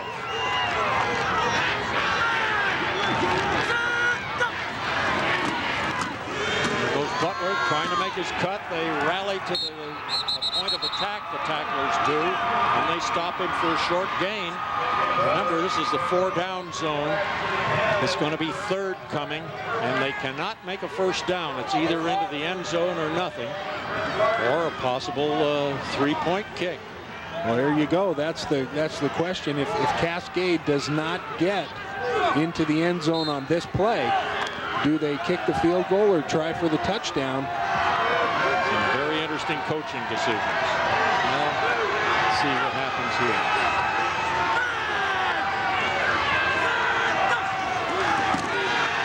Passes Pugmire, and he's down for a loss. Oh my.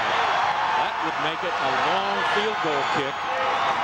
The tackler was Mayhews, number 58, defensive tackle, 210-pound junior. Pugmire never had a chance. Yeah, someone missing their block up front. Mayhew's able to squeeze through, and now all the pressure. It's on Smoke. Smoke's going to try unless it's a fake. It's on 3 people. It's on the snapper, who has to get that ball back there, the holder, and then finally on to Smoke. And this is from the 22-yard line, so it makes it a 32-yard attempt. Kick is up, and it's off to the left, and it's no good. No good. Perfect snap, good hold, just hooked it a little bit to the left. Now here's your opportunity for Kamiak.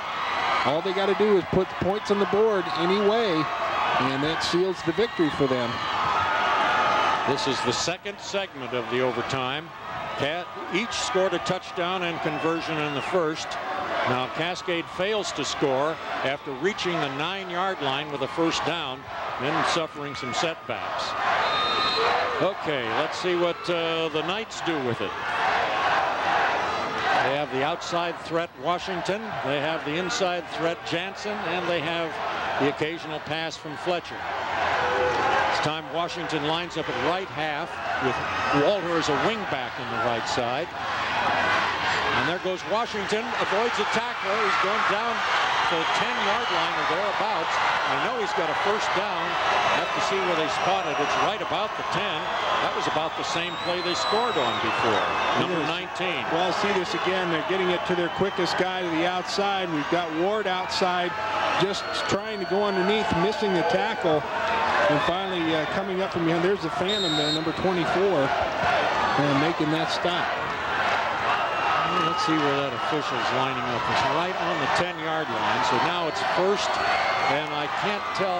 Yeah, it's first and goal because they've taken away the forward yardstick. There goes Jansen. Can't get away from good tackling that time. Gain of a yard or at most 2. I notice the PA man is giving little Prieto the credit for the tackle, Kurt, and I wouldn't be surprised. It's getting very difficult for us to identify the people because of little mud on those numbers. They're pretty good on the television screen, don't they? Number 19 is Washington. Number 48, of course, is Jansen. See what they do with second and goal. And it's Washington to the outside, spinning, does a couple of 360s, doesn't get him too much. Guess who on the tackle? Prieto. Number 21, there you see him. Well, now you've got 2 more whacks at it, any kind of a score, and they're certainly getting in position for a potential 3-point field goal. And, a Kamiak player is injured. And I don't care who it is, he's important because every one of those kids has played the whole game. You can tell by their uniforms. That may be Washington. Well, the thing about that is once the officials call timeout, that player has to go out for a play, whether or not he's able to regain. Maybe he's just got the wind knocked out of him, but he's still got to go off the field as Cascade calls a timeout to talk this over. Well, there's no clock involved in these overtime sessions. They just go till somebody has at least 4 downs, neither scores or doesn't. Cascade's already had his chance in this segment of the overtime, did not score. And there you see the player going off. It is Washington who carried the ball. There's number 63 at Cascade, Eric Dinwiddie, who's been a fine blocker tonight. Well, you talk about even if they're tired, they're looking like they're getting a little tired out there now. It's this is the real test. These are the situations that you train for, you practice for. This is where the thrill of competition is, when you're matched up against equal caliber and your back's against the wall. Each guy out there wants to make the big play. Line of scrimmage is the 8, 3rd down and goal.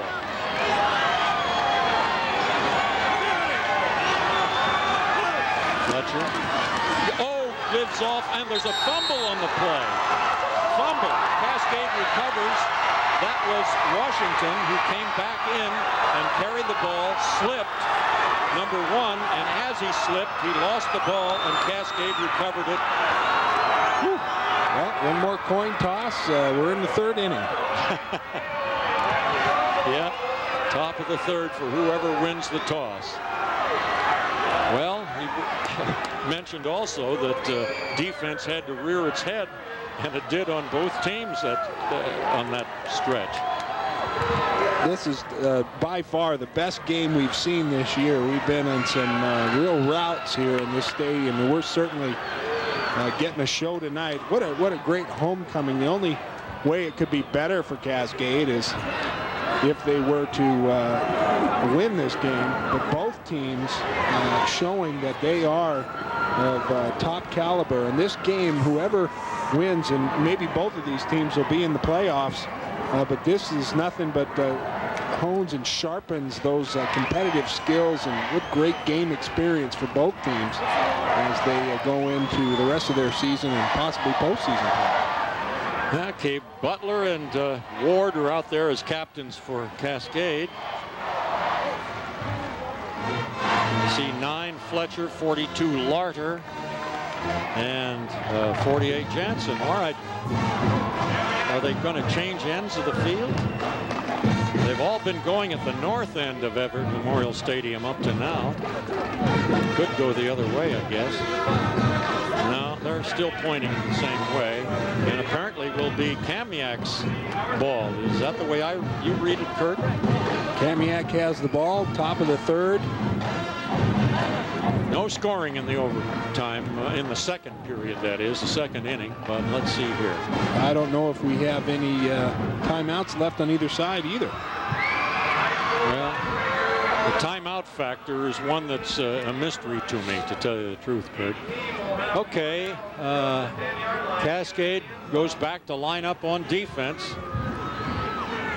Now, where are they putting the ball? Well, now they're moved down into the 10-yard line, it looks like. Okay. Well, they have a little mercy for us. So if it's at the 10-yard line on this third period, first and goal at the 10.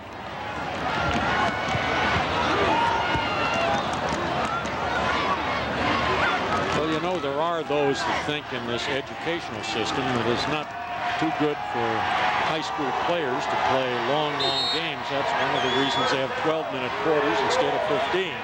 This is a long game tonight. Okay, here comes the Knights out with the lone running back behind the quarterback is Jansen.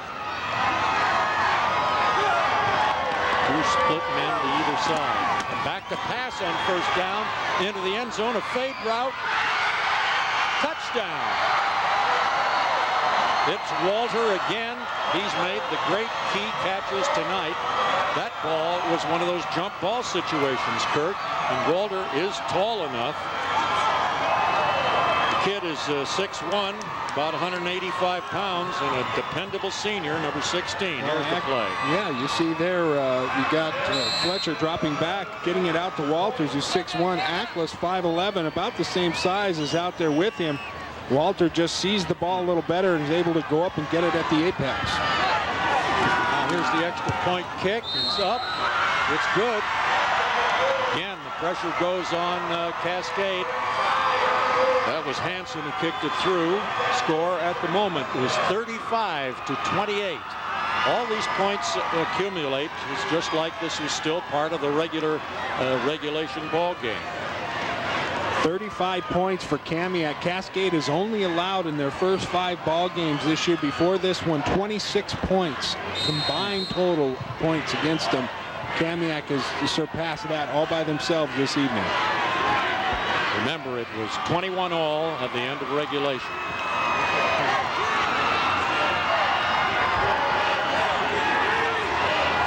Okay, Cascade gets the ball at the 10-yard line. First and goal. No first down possible. Quick count. Ball goes to Butler. 10, 5. Run out of bounds at about the 2 or maybe the 3. They strung it out, but Butler still had enough drive and enough ability to move upfield to get it close. Where are they going to mark that ball? Well, it's probably right at the 2.5. Looks about halfway between the 5 and the goal. And there's a player down. Let's see. Is this a Kamiak player? Sure is. Oh, number 58. That's Mayhews, 210-pound junior. Well, good for him. He's up on his feet, and as you say, has to go off to the sidelines for a play. Mayhews has had a pretty good ball game, making some big plays. One of them a quarterback sack in one of the overtime periods. Again, a quick count. Ward struggles, dives for the goal line. He's over. Now the extra point kick becomes all important again. This will match it if it's made and send it into the 4th inning. This is why Chris Smoke needs to keep his chin up after missing that field goal. You never know when you're going to need him again. He has a chance to redeem himself here. Able to put it through to send us into one more period of overtime. Well, Smoke probably has a pretty good future as a kicker. Here's a timeout being taken by Cascade to make sure they set up right for this extra point, I guess. Smoke is a junior, so he will be back next year. He's about 6 feet and 155 pounds. Not the biggest kid in the world, but he's been a very accurate kicker all season long, really. I don't know. I don't know whether I'm just impatient or I just feel like I could count on motivating my guys to put the ball in, but I would be very tempted to go for 2 in a situation like this. I wonder if they have a fake off the extra point kick in their book. Not many teams do. Well, it's hard in high school just to execute an extra point, much less a fake. Yeah. It's difficult. You've got that snap and a couple other things. So. But plus the holder in this case is not the quarterback. He's a special teams holder. That's number, well, let's see. They're going for it. Oh my goodness, they are going for 2. Whew. That is some coaching decision. This is for the win or the loss on this play. Wow. A scrimmage play from the 3-yard line. So let's see, Ward is the remaining back, and they give it to Ward. He didn't make it. He didn't make it.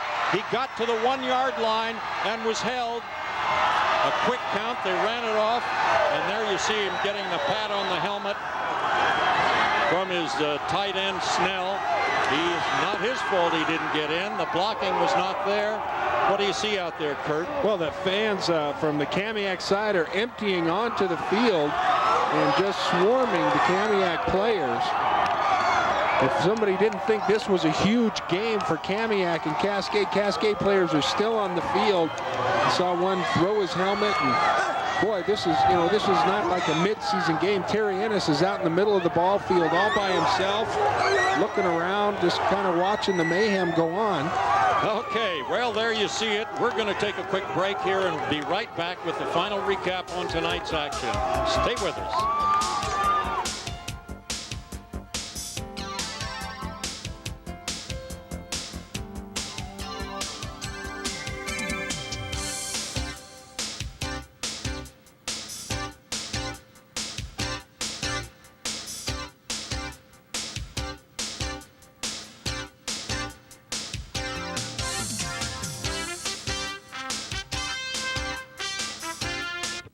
Everett with the Kamiak Knights, only 4 years old as a school and a football team, beating the perennial power Cascade Bruins 35-34 after a truly gutsy call by head coach Terry Ennis did not produce the winning 2-point conversion. So, Kurt Marsh, let's give first a scoring summary of the game. It was a gasser all the way. Well, pretty slow scoring in the first half. Cascade first drive scored on a 3-yard run by Billy Ward, and then Kamiak came back on a long drive capped off by Josh Jansen to miss the extra point, which we thought would come into play later. However, Kamiak then, after a long interception return, scored again before the half, 13-7. And in the third quarter, Cascade came back strong right out of the blocks. A nice long drive. Billy Ward put the icing on the cake, and Cascade up by 1 point again. Then Kamiak coming back, scoring on a 4-yard touchdown pass to Josh Walter, and then a 2-point conversion to Josh Walter again. And then we saw J.J. Butler come up with his weekly big play, 83-yard kickoff return for J.J. Butler, and then PAT with Chris Smoke putting it through. Then it went into overtime. We were at 21-21, and Kamiak scored first.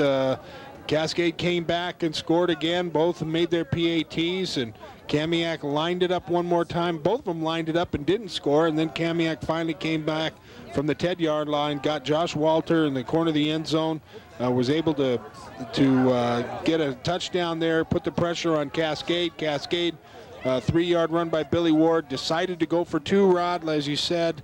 If they make it, they win. If they miss it, they lose, and they were stopped short. So Kamiak certainly should get into the top 10 somewhere in the AAA ratings this week after knocking off Cascade, which lives in the top 10 and generally toward the top of the top 10 for that matter. Okay, the figures on yardage. Well, you can see there that Kamiak dominated first down, 16 of them to Cascade's 12. Kamiak started off very slow passing, but then kind of came on in that second half, 10 of 25, 88 yards. Cascade 9 of 13 for 77. Rushing, you see Kamiak was way ahead of Cascade, 223 yards. Jansen getting 159 of those on 27 carries. Butler having a good night, 16 carries for 146 yards. Of course, that 83-yard kickoff return, but just not quite good enough. Cascade losing the battle of yardage, 311 to 274. And then, of course, those turnovers, 3 of them, one of them costing Cascade some big points. And as a matter of fact, looking back in hindsight, it was that touchdown that Kamiak scored just before the end of the first half that was very critical in the overall picture. Look at that. There's Butler being congratulated for a great night, but a losing night by one of the Kamiak people. All right, Kurt, that's most interesting in our first overtime game of the year. 2 excellent teams, and they played their hearts out. One team wins by 1 point and stays unbeaten. Great stuff. Okay, looking ahead to next week, we'll be covering the Marysville-Pilchuck Tomahawks coming in here to Everett Memorial to play the Seagulls, and that might be pretty evenly matched affair. We hope for the best, like to see one just as good as the one we saw tonight. So that's about it from the booth. Kurt Marsh has been our expert authority on everything tonight. Nice work, Kurt. And on statistics and spotting, we've had Carl Nichols, of course, back with us after recovering from an injury. And I'm Rod